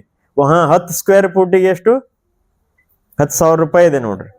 25 ಸ್ಕ್ವೇರ್ ಫೂಟಿಗೆ ಟೋಟಲ್ ಸ್ಕ್ವೇರ್ ಫೂಟ್ ಎಷ್ಟಿದೆ ಇದ್ರ ಅರ್ಥ? 2,400 ಸ್ಕ್ವೇರ್ ಫೂಟ್ ಇದೆ. ತುಂಬಾ ಒಳ್ಳೆ ಸ್ಥಾನ. ನೀವು ಏನು ಇಷ್ಟೆಲ್ಲ ಹುಬ್ಬಳ್ಳಿಯ ಭಕ್ತರು ಆರಾಮಾಗಿ ಮುಂದಿನ 10 ವರ್ಷ ಚೆನ್ನಾಗಿ ಪ್ರಚಾರ ಮಾಡ್ಬೋದು. ಅದು ಹಗಲು ರಾತ್ರಿ ಪ್ರಚಾರ ಮಾಡಿದ್ರೆ, ಇಲ್ಲೇ ಹೋದ್ರೆ 25 ವರ್ಷದ ಮಾಡ್ಬೋದು. ಅದಕ್ಕಾಗಿ ಇಂದು ಪ್ರಚಾರಕ್ಕೆ ಜನರ ಕಲ್ಯಾಣಕ್ಕಾಗಿ ಒಂದು ಒಳ್ಳೆಯ ಸುಂದರ ವ್ಯವಸ್ಥೆಯನ್ನು ಮಾಡ್ತಾ ಇದ್ದಾರೆ. ನಾನು ಅದಕ್ಕಾಗಿ ಇದೇ ವಿಷಯವನ್ನು ಆರಿಸಿಕೊಂಡೆ. ಪ್ರಭುಜಿ ಏನು ಪ್ರಾಜೆಕ್ಟ್ ಮಾಡ್ತಾ ಇದ್ದಾರೆ ಅಂತ ಕೇಳಿದ್ರು. ಅದಕ್ಕಾಗಿ ಇದು ಒಳ್ಳೆ ಕಾರ್ಯ. ತಾವೆಲ್ಲರೂ ಏನ್ ಮಾಡಬೇಕು, ನಿಮ್ಮ ಕೈಲಾದಂತ ದಾನ ಮಾಡ್ಲೇಬೇಕು. ಅದು ಫಸ್ಟ್. ಅದು ಯಾಕಂದ್ರೆ ಆಚರಣೆಯಿಂದ ಕಲಿಸ್ಬೇಕಲ್ಲ, ಹೌದಿಲ್ಲ? ಇಸ್ಕಾನ್ದಲ್ಲಿ ಎಲ್ಲವೂ ಆಚರಣೆಯಿಂದ ಕಲಿಸ್ತೇವೆ ನಾವು. ನೀವು ಜನರಿಗೆ ಯಾರಾದ್ರೂ ಹಿಂಗೆ ಹೇಳ್ತಾರ, ನಿಮ್ಮ ಇಸ್ಕಾನ್ ಅಲ್ಲಿ ಹುಬ್ಳಿಗೆ ಇಸ್ಕಾನಿಗೆ ಬಂದಾಗ ಅವ್ರು ಜಪ ಮಾಡೋದಿಲ್ಲ, ಇನ್ನೊಬ್ಬರಿಗೆ ಜಪ ಮಾಡಂತ ಹೇಳ್ತಾರ. ಹಾಗೆ ಯಾರ ಇದ್ರ ಹುಡುಕ್ರಿ? ಇಲ್ಲ, ನಾವೆಲ್ಲರೂ ಜಪ ಮಾಡ್ಬೇಕು. ಇನ್ನೊಬ್ಬರಿಗೆ ಬಂದವರಿಗೆ ಪ್ರಭುಜಿ, ಮಾತಾಜಿ, ಸರ್ ತಾವು ನಾಮಸ್ಮರಣೆ ಮಾಡ್ರಿ ಪ್ರತಿನಿತ್ಯ ಅಂತ ಹೇಳ್ಬೇಕು. ಒಂದೇ ಸರಿಗೆ 16 ಅಂತ ಹೇಳ್ಬಾರ್ದು, ನೀವು 16 ಮಾಡ್ಬೇಕು. ಒಂದೆರಡು ಮಾಲೆ ಜಪ ಮಾಡ್ಲಿಕ್ಕೆ ಅವ್ರಿಗೆ ಹೇಳ್ಬೇಕು. ಹೀಗೆ ನಾವು ಆಚರಣೆಯಿಂದ ಇನ್ನೊಬ್ಬರಿಗೆ ಕಲಿಸ್ಬೇಕು. ಹಾಗಾಗಿ ಯಾರ್ಯಾರ ಹತ್ರ ಏನು ಕೆಲಸ ಮಾಡಿ ಗಳಿಸ್ತೀರಿ, ವ್ಯಾಪಾರ ಮಾಡಿ, ಉದ್ಯೋಗ ಮಾಡಿ, ಏನು ಮಾಡಿ ಗಳಿಸಿದಿರಿ, ಈಗಾಗಲೇ ಗಳಿಸಿದಿರಿ ಅಥವಾ ಗಳಿಸ್ತಾ ಇದ್ದೀರಿ, ಇವರೆಲ್ಲರೂ ಏನು ಹೃದಯ ಬಿಚ್ಚಿ ದಾನ ಮಾಡಬೇಕು. ಹೃದಯ ಬಿಚ್ಚಿ ಅಂದ್ರೆ ಪೂರಾ ಓಪನ್ ದಾನ ಮಾಡಬೇಕು. ಆಮೇಲೆ ಇನ್ನೊಬ್ಬರಿಗೂ ಪ್ರೇರಣೆ ಮಾಡಬೇಕು. ಯಾಕಂದ್ರೆ ಬರೀ ನೀವು ಕೊಟ್ಟಿಷ್ಟರಿಂದ ಕಾರ್ಯ ಮುಗಿಯೋದಿಲ್ಲಲ್ಲ. ಅದಕ್ಕಾಗಿ ಇನ್ನೊಬ್ಬರಿಗೂ ಅದು ಪ್ರೇರಣೆ ಮಾಡಬೇಕು. ಹೋಗಿ ಕೇಳಬೇಕು ಎಲ್ಲರೂ. ಅದಕ್ಕಾಗಿ ಇಲ್ಲಿ ಬಂದವರು ಎಲ್ಲರೂ ಈ ಭಕ್ತಿ ಕುಟೀರಕ್ಕಾಗಿ ಸ್ವತಃದನ್ನು ಕೊಡಬೇಕು. ನಾನು ಇವತ್ತು ಕೊಡ್ತೇನೆ, ನನ್ನ ಹತ್ರ ಇದಷ್ಟು ಕೊಡ್ತೇನೆ, ಏನು ಪರವಾಗಿಲ್ಲ. ಆಮೇಲೆ ಇನ್ನೊಬ್ಬರಿಗೂ ದಾನ ಕೇಳಬೇಕು. ದಾನ ಕೇಳೋದು ತುಂಬಾ ಕಷ್ಟ, ಕೊಡೋದು ಸುಲಭ. ಕೇಳೋದು ತುಂಬಾ ಕಷ್ಟ. ಯಾಕಂದ್ರೆ ನಮ್ಮ ಅಹಂಕಾರ ಇದೆಯಲ್ಲ, ಅದನ್ನ ಮಾಡ್ಲಿಕ್ಕೆ ಬಿಡೋದಿಲ್ಲ. ಆದ್ರೆ ಆ ಅಹಂಕಾರವನ್ನು ಹೆಂಗಾದ್ರೂ ಮಾಡಿ ಒಂದ್ ದಿವಸ ಕಡಿಮೆ ಮಾಡ್ಬೇಕಲ್ಲ. ಹಂಗ ಇಟ್ಕೊಂಡು ಮೇಂಟೈನ್ ಮಾಡ್ಬೋದಾ? ಇಲ್ಲ, ನೆನ್ಪಿಟ್ಕೊಳ್ರಿ. ನಮ್ಮ ಅನರ್ಥ ಅಂತ ಕೇಳಿದ್ರಿಲ್ಲ, ನಮ್ಮ ಹೃದಯದಲ್ಲಿ ಭಕ್ತಿ ಮಾಡ್ಲಿಕ್ಕೆ ಎಲ್ಲದಕ್ಕಿಂತ ದೊಡ್ಡ ಕಷ್ಟ ಕೊಡೋದು ಯಾವುದು? ಅನರ್ಥ. ದೊಡ್ಡ ಅನರ್ಥ ಯಾವುದು? ಮಿಥ್ಯಾ ಅಹಂಕಾರ, ಮತ್ತೇನು ಅಲ್ಲ. ಅದಕ್ಕಾಗಿ ದಾನ ಕೊಟ್ಟ ನಂತರ ಇನ್ನೊಬ್ರಿಗೆ ಹೇಳ್ಬಾರ್ದು. ಯಾಕಂದ್ರೆ ಕೊಟ್ಟ ನಂತರ ಇದು ಹೆಚ್ಚಾಗಬಹುದು, ಅಹಂಕಾರ. ಎಲ್ಲದಕ್ಕಿಂತ ದೊಡ್ಡ ದಾನ ನಾನೇ ಕೊಟ್ಟೇನೆ ಸರ್ ಅನ್ನೋದು. ಅದಕ್ಕಾಗಿ ಆ ದಾನ ಕೊಡಬೇಕು. ಆಮೇಲೆ ಇನ್ನೊಬ್ಬರ ಹತ್ರ ಹೋಗಿ ಕೇಳಬೇಕು. ಆ ಕೇಳುವಾಗ ಇದು ಅಹಂಕಾರ ಕಡಿಮೆ ಆಗ್ತದೆ. ಯಾಕಂದ್ರೆ 4 ಜನರ ಹತ್ರ ಹೋದ್ರೆ ಅದ್ರಾಗ ಒಬ್ಬರಾರು ಬೈತಾರೆ. ಅದಕ್ಕೆ ಹೆದರ್ಬೇಡ್ರಿ. ಇದು ಏನ್ ಮಾಡುದು, ಯುದ್ಧ ಇದ್ದಂಗ. ಅದು ಯುದ್ಧ ಮಾಡ್ಲೇಬೇಕು. ನನಗಾಗಿ ಆ ಯುದ್ಧ ನಾನು ಮಾಡ್ಲೇಬೇಕು, ನನ್ನ ಕಲ್ಯಾಣಕ್ಕಾಗಿ. ಯಾಕಂದ್ರೆ ನಾನು ಭಗವಂತನಿಗೆ ಹೇಳ್ತಾ ಇದ್ದೇನೆ, ನೋಡಪ್ಪ ಭಗವಂತ ಕೃಷ್ಣ, ಚೈತನ್ಯ ಮಹಾಪ್ರಭು ಹೇಳ್ತಾ ಇದ್ದೀನಿ, ಏನು ನಿನಗಾಗಿ ಈ ಕಷ್ಟವನ್ನು ಪಡಿತಾ ಇದ್ದೇನೆ ಅಂತ ಹೇಳ್ದಂಗ. ಅದಕ್ಕಾಗಿ ಅದನ್ನ ನಾವು ಇನ್ನೊಬ್ಬರ ಹತ್ರ ಹೋಗಿ ಕೇಳಬೇಕು. ಸ್ವಲ್ಪ ಸಿಸ್ಟಮೆಟಿಕ್ ಆಗಿ ಹೋದ್ರೆ ಬೈಯೋದು ಕಡಿಮೆ ಆಗ್ಬೋದು. ಅಂದ್ರೆ ಎಲ್ಲರೂ ಸೇರಿ ಹೋಗಿ ಚಂದಾಗಿ ಮಾತಾಡ್ಬೇಕು, ಅವರಿಗೆ ಹಿತವಾಗಿ ಅನಿಸುವಾಗ. ಹೀಗೆ ಎಷ್ಟೇ ಮಾಡಿದ್ರೂ 10ರಲ್ಲಿ ಒಬ್ಬರು ನಿಮಗೆ ಏನಾದ್ರು ಅಂತಾರೆ. ಹೀಗೆ ಇದು ಕಷ್ಟದ ಕೆಲಸ ಇದೆ. ತಾವೆಲ್ಲರೂ ಮಾಡಿ ಭಗವಂತನ ಪ್ರೀತಿಗೆ ಪಾತ್ರರಾಗಬೇಕು. ಭಗವಂತ ನಾವು ಏನ್ ಕಷ್ಟಪಡ್ತೇವೆ ಅವನಿಗಾಗಿ, ಅದರಿಂದ ಅವನ ಮನಸ್ಸು ಕರಗುತ್ತದೆ, ನಮ್ಮ ಮೇಲೆ ದಯೆ ತೋರುತ್ತಾನೆ. ಅಂತತಃ ನಾವು ಭಗವಂತನ ದಯೆಯ ಮೇಲೆ ನಮ್ಮ ಏನು ಜೀವನದ ಉದ್ದೇಶ ಅವಲಂಬಿತವಾಗಿದೆ. ಅದಕ್ಕಾಗಿ ಅವನ ಕೃಪೆ ಅಂದ್ರೇನು? ದಯೆ.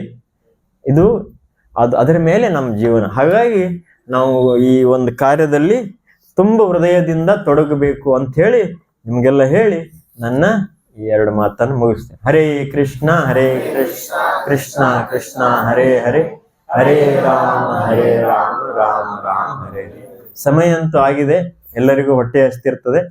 ಆದ್ರೆ ಒಂದೇ ಒಂದು ಪ್ರಶ್ನೆ ಯಾರಿಗಾದ್ರೂ ತುಂಬಾ ಏನು ಒಳಗಡೆಯಿಂದ ಉತ್ತೇಜನ ಮಾಡ್ತಾ ಇದೆ ಅಂತ ಅಂದ್ರೆ ಕೇಳಿ. ಹಾ ಈಗ ನಾವು ಕೊಡೋರಿಗೆ ಆಯ್ತು, ಇಸ್ಕೊಳ್ಳೋರು ನಾವು ಅದರಲ್ಲಿ ಡಿಸ್ಕ್ರಿಮಿನೇಷನ್ ಮಾಡ್ಬೇಕಾ ಅಥವಾ ಮಾಡಬಾರ್ದು? ಯಾರಾದ್ರೂ ಈಗ ಪ್ರಭುಜಿ ಇದು ಪ್ರಶ್ನೆ ಏನಂದ್ರೆ, ಇದು ಕೊಡೋರದ ಬಗ್ಗೆ ನೀವು ಹೇಳಿದ್ರಿ. ಈಗ ದಾನ ತಗೊಳ್ಳೋರು ಅಂದ್ರೆ ಗುರುವಿನ ಪ್ರತಿನಿಧಿತ್ವ ಮಾಡ್ತಾ ಇದೀವಿ ನಾವೆಲ್ಲ, ಅಥವಾ ಭಗವಂತನ ಪ್ರತಿನಿಧಿತ್ವ ಮಾಡ್ತಾ ಇದ್ದೇವೆ. ಆಕ್ಚುಲಿ ನಮಗೆ ಡಿಸ್ಕ್ರಿಮಿನೇಷನ್ ಏನು ಇಲ್ಲದೆ ಇರೋದೇ ಸರಿ. ಯಾಕಂದ್ರೆ ನಾವು ನಮಗಾಗಿ ಏನು ಮಾಡ್ತಾ ಇಲ್ಲ, ಭಗವಂತನಿಗಾಗಿ. ಆದರೂ ಕೂಡ ಏನು ಅದರಲ್ಲಿ ರಿಸ್ಕ್ ಇದೆ. ಏನ್ ರಿಸ್ಕ್ ಇದೆ ಅಂದ್ರೆ, ಆ ಪ್ರತಿನಿಧಿತ್ವ ಮಾಡುವಾಗಲೂ ಕೂಡ ಆ ವ್ಯಕ್ತಿಯ ಯಾವ ರೀತಿ ಕರ್ಮ ಮಾಡ್ತಾನೆ ಅವು ನಮ್ಮ ಮೇಲೆ ಬರುವ ಸಾಧ್ಯತೆಗಳು ಇರ್ತವೆ. ಅದಕ್ಕಾಗಿ ಜಾಗರೂಕರಾಗಿ ನಾವು ಅದನ್ನು ಮಾಡಬೇಕು. ಅಂದ್ರೆ ತುಂಬಾ ಯಾರಾದ್ರೂ ಪಾಪ ಕೆಲಸಗಳನ್ನು ಮಾಡಿ ದಾನ ಮಾಡ್ತಾ ಇದ್ದಾರೆ, ಅದನ್ನು ನಾನು ತಂದು ಅದನ್ನು ಭಗವಂತನ ಸೇವೆಗೆ ಹಚ್ಚುವವರೆಗೂ ಅಷ್ಟು ಸಮಯದಲ್ಲಾದ್ರೂ ಅದು ನನ್ನ ಮೇಲೆ ಏನ್ ಮಾಡ್ಬೋದು, ನನ್ನ ಮನಸ್ಸಿನ ಮೇಲೆ, ಚೇತನದ ಮೇಲೆ ಪರಿಣಾಮ ಮಾಡುವ ಸಾಧ್ಯತೆ ಇರ್ತವೆ. ಅದಕ್ಕಾಗಿ ಯಾರಾದ್ರೂ ತುಂಬಾ ಪಾಪದ ಕಾರ್ಯ ಮಾಡ್ತಾ ಇದ್ದಾರೆ, ಆದ್ರೂ ಅವ್ರಿಗೆ ಅವ್ರ ಹತ್ರ ಹೋಗಿ ಕೇಳೋದು ಒಳ್ಳೆಯದಲ್ಲ. ಅವರಾಗಿ ಬಂದು ದಾನ ಕೊಟ್ರೆ ಅಲ್ಲಿ ಪೆಟ್ಟಿಗೆ ಇಡಬೇಕು, ದೊಡ್ಡದು ಹುಂಡಿ ಇಡಬೇಕು ಅಂತ. ಅದು ಹುಂಡಿ ದೊಡ್ಡದು ಇಟ್ಟಿರಲಿಲ್ಲ.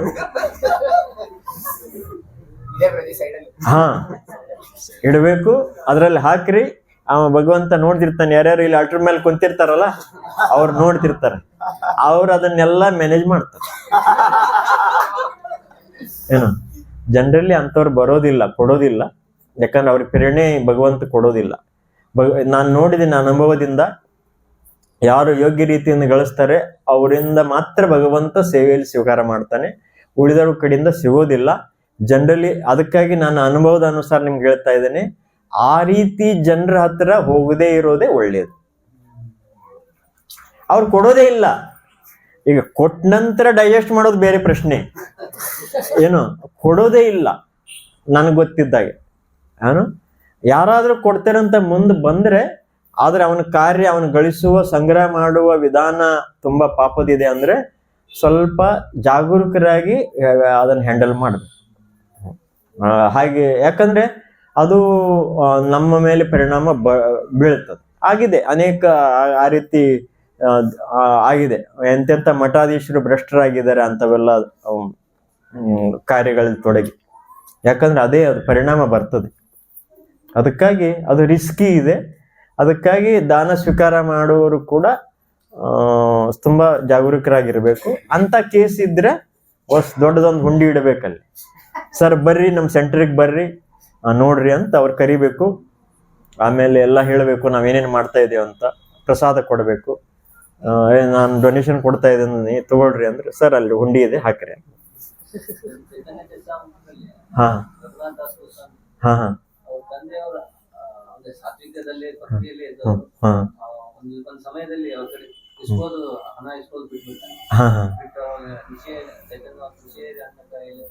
ಹಾ ಅಂದ್ರೆ ಅದು ಏನಿತ್ತು, ಅವರು ತಮ್ಮ ಮಗನ ಸಂತುಷ್ಟಿಗಾಗಿ ದಾನ ಮಾಡ್ತಿದ್ರು. ಆಕ್ಚುಲಿ ಭಗವಂತರಿಗಾಗಿ ಮಾಡ್ತಿದ್ದಿಲ್ಲ. ಅವ್ರು ತನ್ನ ಮಗ ಸುಖಿಯಾಗಿರ್ಲಿ ಅಂತೇಳಿ ಏನೇನೋ ಬೇರೆ ಬೇರೆ ಮಾಡ್ತಿದ್ರು. ಅದನ್ನ ಇವರು ಒಳ್ಳೆ ಉಪಯೋಗ ಮಾಡಿದ್ರು. ವೈಷ್ಣವರಿಗೆ ಭೋಜನ ಹಾಕಿದ್ರು ಇತ್ಯಾದಿ. ಆದ್ರೆ ಅಂತತಃ ಚೈತನ್ಯ ಮಹಾಪ್ರಭು ರಘುನಾಥ್ ದಾಸ್ ಗೋಸ್ವಾಮಿಯಿಂದ ಅಪೇಕ್ಷೆ ಏನ್ ಮಾಡಿದ್ರು ಅಂದ್ರೆ, ಮನೆ ಬಿಟ್ಟು ಬಂದಿದ್ದಾನೆ, ಅವನು ಒಬ್ಬ ಆದರ್ಶ ತ್ಯಾಗಿಯಾಗಬೇಕು, ಅದು ಅವರ ಇಚ್ಛೆ ಇತ್ತು. ಹಾಗಾಗಿ ಆ ಮನೆ ಹಣ ತಗೊಂಡು, ವಿಶೇಷವಾಗಿ ಆ ರೀತಿ ಹಣ ತಗೊಂಡು ಅದನ್ನ ವೈಷ್ಣವ ಸೇವಾ ಮಾಡೋದು ಅಥವಾ ಸ್ವತಃ ಬಳಸೋದು ತ್ಯಾಗಿಯ ಲಕ್ಷಣ ಅಲ್ಲ. ಯಾಕಂದ್ರೆ ತ್ಯಾಗಿ ಅಂದ್ರೇನು, ಎಲ್ಲವನ್ನೂ ಒಮ್ಮೆ ಬಿಟ್ಟು ಬಂದ ನಂತರ ಪೂರ್ಣವಾಗಿ ಭಗವಂತನ ಮೇಲೆ ಅವನು ಅವಲಂಬಿತವಾಗಿರ್ಬೇಕು. ಅದಕ್ಕಾಗಿ ಮಾಡಿದ್ರು. ಆದ್ರ ಅದೇ ಒಂದು ಬೇರೆ ಅಕಸ್ಮಾತ್ ಈಗ ಅದೇ ಷಡ್ಗೋಸ್ವಾಮಿಗಳಲ್ಲಿ ಯಾರು ರೂಪ ಗೋಸ್ವಾಮಿ ದಾನ ಸ್ವೀಕಾರ ಮಾಡಿ ಭಾಳ ದೊಡ್ಡ ಟೆಂಪಲ್ ಕಟ್ಟಿದ್ರು. ಯಾರು ಕಪೂರ್ ಯಾರು ಸನಾತನ್ ಗೋಸ್ವಾಮಿಗೆ ಸನಾತನ್ ಗೋಸ್ವಾಮಿ ಮದನ್ ಮೋಹನ್ ಟೆಂಪಲ್ ಕಟ್ಟಿದ್ರು. ಅವ್ರು ದಾನ ಇಸ್ಕೊಂಡ್ರಲ್ಲ, ಆದ್ರೆ ಅದನ್ನ ಭಗವಂತನ ಸೇವೆಯಲ್ಲಿ ತೊಡಗಿಸಿದ್ರು. ಹಾಗೆ ಭಗವಂತನ ಸೇವೆಯಲ್ಲಿ ತೊಡಗಿಸ್ಲಿಕ್ಕೆ ಓಕೆ, ಆದ್ರೆ ಆ ರೀತಿ ಸತದ್ ಇದು ಇತ್ತು. ರಘುನಾಥ್ ದಾಸ್ ಗೋಸ್ವಾಮಿ ಅವ್ರ ಮನೆಯವ್ರು ಅವ್ರಿಗೆ ಕೊಡ್ತಾ ಇರೋದು ಬರೀ ಅವರು ಸಂತುಷ್ಟಿಗೆ ಕೊಡ್ತಿದ್ರು. ಹಾಗೆ ಚೈತನ್ಯ ಮಹಾಪ್ರಭುಗಳ ಇಚ್ಛೆ ಪೂರ್ತಿ ಮಾಡ್ಲಿಕ್ಕೆ ಕೊಡ್ತಿರ್ಲಿಲ್ಲ ಅವ್ರು. ಚೈತನ್ಯ ಮಹಾಪ್ರಭುಗಳಿಗೆ ಆ ರೀತಿ ಅಪೇಕ್ಷೆನೂ ಇರಲಿಲ್ಲ. ಅದಕ್ಕೆ ಲಾಸ್ಟ್ ಪ್ರಶ್ನೆ. ನಾವು ಡಿಸ್ಕಸ್ ಮಾಡಿದ್ವಿ ಡೊನೇಷನ್ ಮೋಡ್ ಆಫ್ ಗುಡ್ನೆಸ್. ಅವಾಗ ನಾವು ಚರ್ಚೆ ಮಾಡಿದ್ವಿ ಬ್ರಾಹ್ಮಣರಿಗೆ ಕೊಡ್ಬೇಕು, ವೈಷ್ಣವರಿಗೆ ಕೊಡ್ಬೇಕು. ಯಾವಾಗ ಪ್ರಶ್ನೆ ಬರೋದು ಬಡವರಿಗೆ ಕೊಡ್ಬೇಕು, ಅವಾಗ ವರ್ತಿ ಪರ್ಸನ್ಗೆ ಕೊಡ್ಬೇಕು ಅಂತ. ಹೌದು. ಯಾರು ಬಡವರು ಇದಾರ ಅವ್ರಿಗೆ ಅವ್ರು ಬಡವ ವರ್ದಿ ಅದಾನೋ ಇಲ್ಲೋ ಹೆಂಗ್ how to decide whether he is worthy? ಆ ಪ್ರಭುಜಿ ಇಲ್ಲಿ ಹೇಳಿದೆ, ಇದು ಶ್ಲೋಕದಲ್ಲಿನೂ ಹೇಳಿದೆ, ಅನುವಾದ ಇದು ಭಾವಾರ್ಥದಲ್ಲಿ ಯೋಗ್ಯ ವ್ಯಕ್ತಿಗೆ ದಾನ ಕೊಡಬೇಕು ಅಂತಿದೆ, ಅವಶ್ಯಕತೆ ಇದ್ದಲ್ಲಿ ಯೋಗ್ಯ ವ್ಯಕ್ತಿಗೆ. ಅದಕ್ಕಾಗಿ ಅದು ಡಿಸ್ಕ್ರಿಮಿನೇಟ್ ಮಾಡೋದು ಕಷ್ಟ, ಯಾರಿಗೆ ಅವಶ್ಯಕತೆ ಇದೆ ಅಂತ. ಹಾಗಾಗಿ ಅದನ್ನು ಚೆನ್ನಾಗಿ ನೋಡಿನೇ ಕೊಡಬೇಕು. ಈಗ ಆ ಸಮಸ್ಯೆ ನಮ್ಮ ಇಸ್ಕಾನಲ್ಲಿ ಏನು ಸಮಸ್ಯೆ ಇಲ್ಲ, ಇಸ್ಕಾನಲ್ಲಿ ಬಂದು ಕೊಡೋರಿಗೇನು ಸಮಸ್ಯೆ ಇಲ್ಲ. ಇದು ಯೋಗ್ಯ ಕೆಲಸಕ್ಕೆ ಹೋಗ್ತದೆ ಅಂತೇಳಿ ಎಲ್ಲರಿಗೂ ಗೊತ್ತಿದೆ. ಆ ರೀತಿ ಮ್ಯಾನೇಜ್ಮೆಂಟ್ ಕೂಡ ಹಾಗೆ ಮಾಡಬೇಕು. ಇಲ್ಲಿ ಹೋಗಿದ್ದು ಎಲ್ಲರ ಏನು ಸದ್ವಿನಿಯೋಗ ಆಗ್ತದೆ ಅಂತೇಳಿ ನಾವು ಮ್ಯಾನೇಜ್ಮೆಂಟ್ ಮಾಡಬೇಕು. ಏನಂದ್ರೆ ಟ್ರಾನ್ಸ್ಪರೆನ್ಸಿ ಇರಬೇಕು.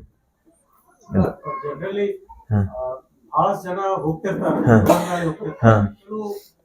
ಅವ್ರಿಗೆ ಊಟ ಸಿಗುದಿಲ್ಲ, ಅವರು ಕೇಳ್ತಿರ್ತಾರೆ. ಅವಾಗ ಮಾಡ್ಬೇಕು ಬೇಡ, ಯಾಕಂದ್ರೆ ಇವನಿನ ನೋಡಿ ಒಂದ್ ದೃಷ್ಟಿಯಿಂದ ದಾನ ಕೊಡ್ಬೇಕು ನಾವು. ಈಗ ಅಷ್ಟು ಟೈಮ್ ಇಲ್ಲಪ್ಪ ಅವ್ರನ್ನ ಡಿಸ್ಕ್ರಿಮಿನೇಟ್ ಮಾಡಿ ಅವನು ಯೋಗ್ಯ ಇದಾನೋ ಇಲ್ಲೋ ಅಂತ ಹೇಳಿ ನೋಡ್ಲಿಕ್ಕೆ. ಆ ದೃಷ್ಟಿಯಿಂದ ನೀವು ದಾನ ಸುಮ್ಮನೆ ಮಾಡಬೇಕು. ಯಾಕಂದ್ರೆ ಕೊಡುವ ಪ್ರವೃತ್ತಿ ಎಲ್ಲದಕ್ಕಿಂತ ಇಂಪಾರ್ಟೆಂಟ್, ಕೊಡಬೇಕು. ಆದರೆ ನೀವು ನಿಮ್ಗೆ ಅದನ್ನು ಪರ್ಟಿಕ್ಯುಲರ್ ಆಗಿ ಮಾಡೋದೇ ಇದ್ರೆ ಯೋಗ್ಯ ವ್ಯಕ್ತಿನೂ ನೀವು ನೋಡಬೇಕು. ಈಗ ಇವತ್ತಿನ ಕಾಲದಲ್ಲಿ ಏನು ಸಮಸ್ಯೆ ಇಲ್ಲ, ಯೋಗ್ಯ ಸಂಘ ಸಂಸ್ಥೆಗಳಿವೆ, ಬಡವರನ್ನು ಕೂಡ ಕಾಳಜಿ ಮಾಡ್ತಾ ಇವೆ, ಅವು ಕೊಡಬೇಕು. ನೀವು ಡೈರೆಕ್ಟ್ ಆಗಿ ಆ ಬಡವನ್ನ ಕೊಡೋದಕ್ಕಿಂತನೂ ಹಾಗೆ ಮಾಡಬೇಕು. ಬೆಸ್ಟ್ ಅದು ಇವತ್ತಿನ ಕಾಲದಲ್ಲಿ ಬೆಸ್ಟ್.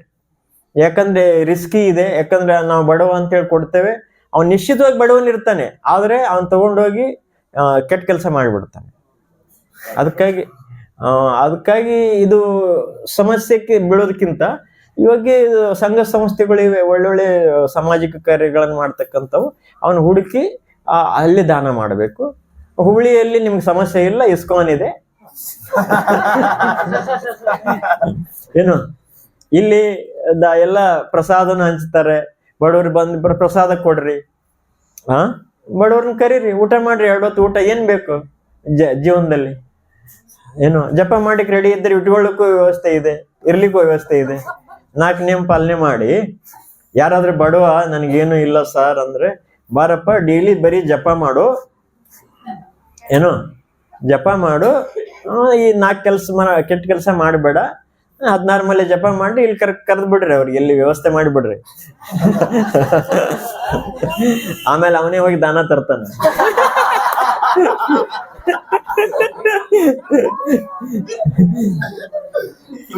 ಬೆಸ್ಟ್ ಐಡಿಯಾ ಅಲ್ಲ?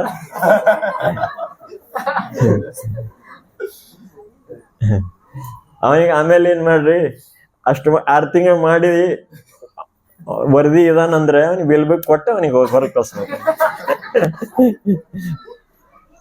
ಶೀಲ ಪ್ರಭುಪಾದ ಕೀ ಜೈ.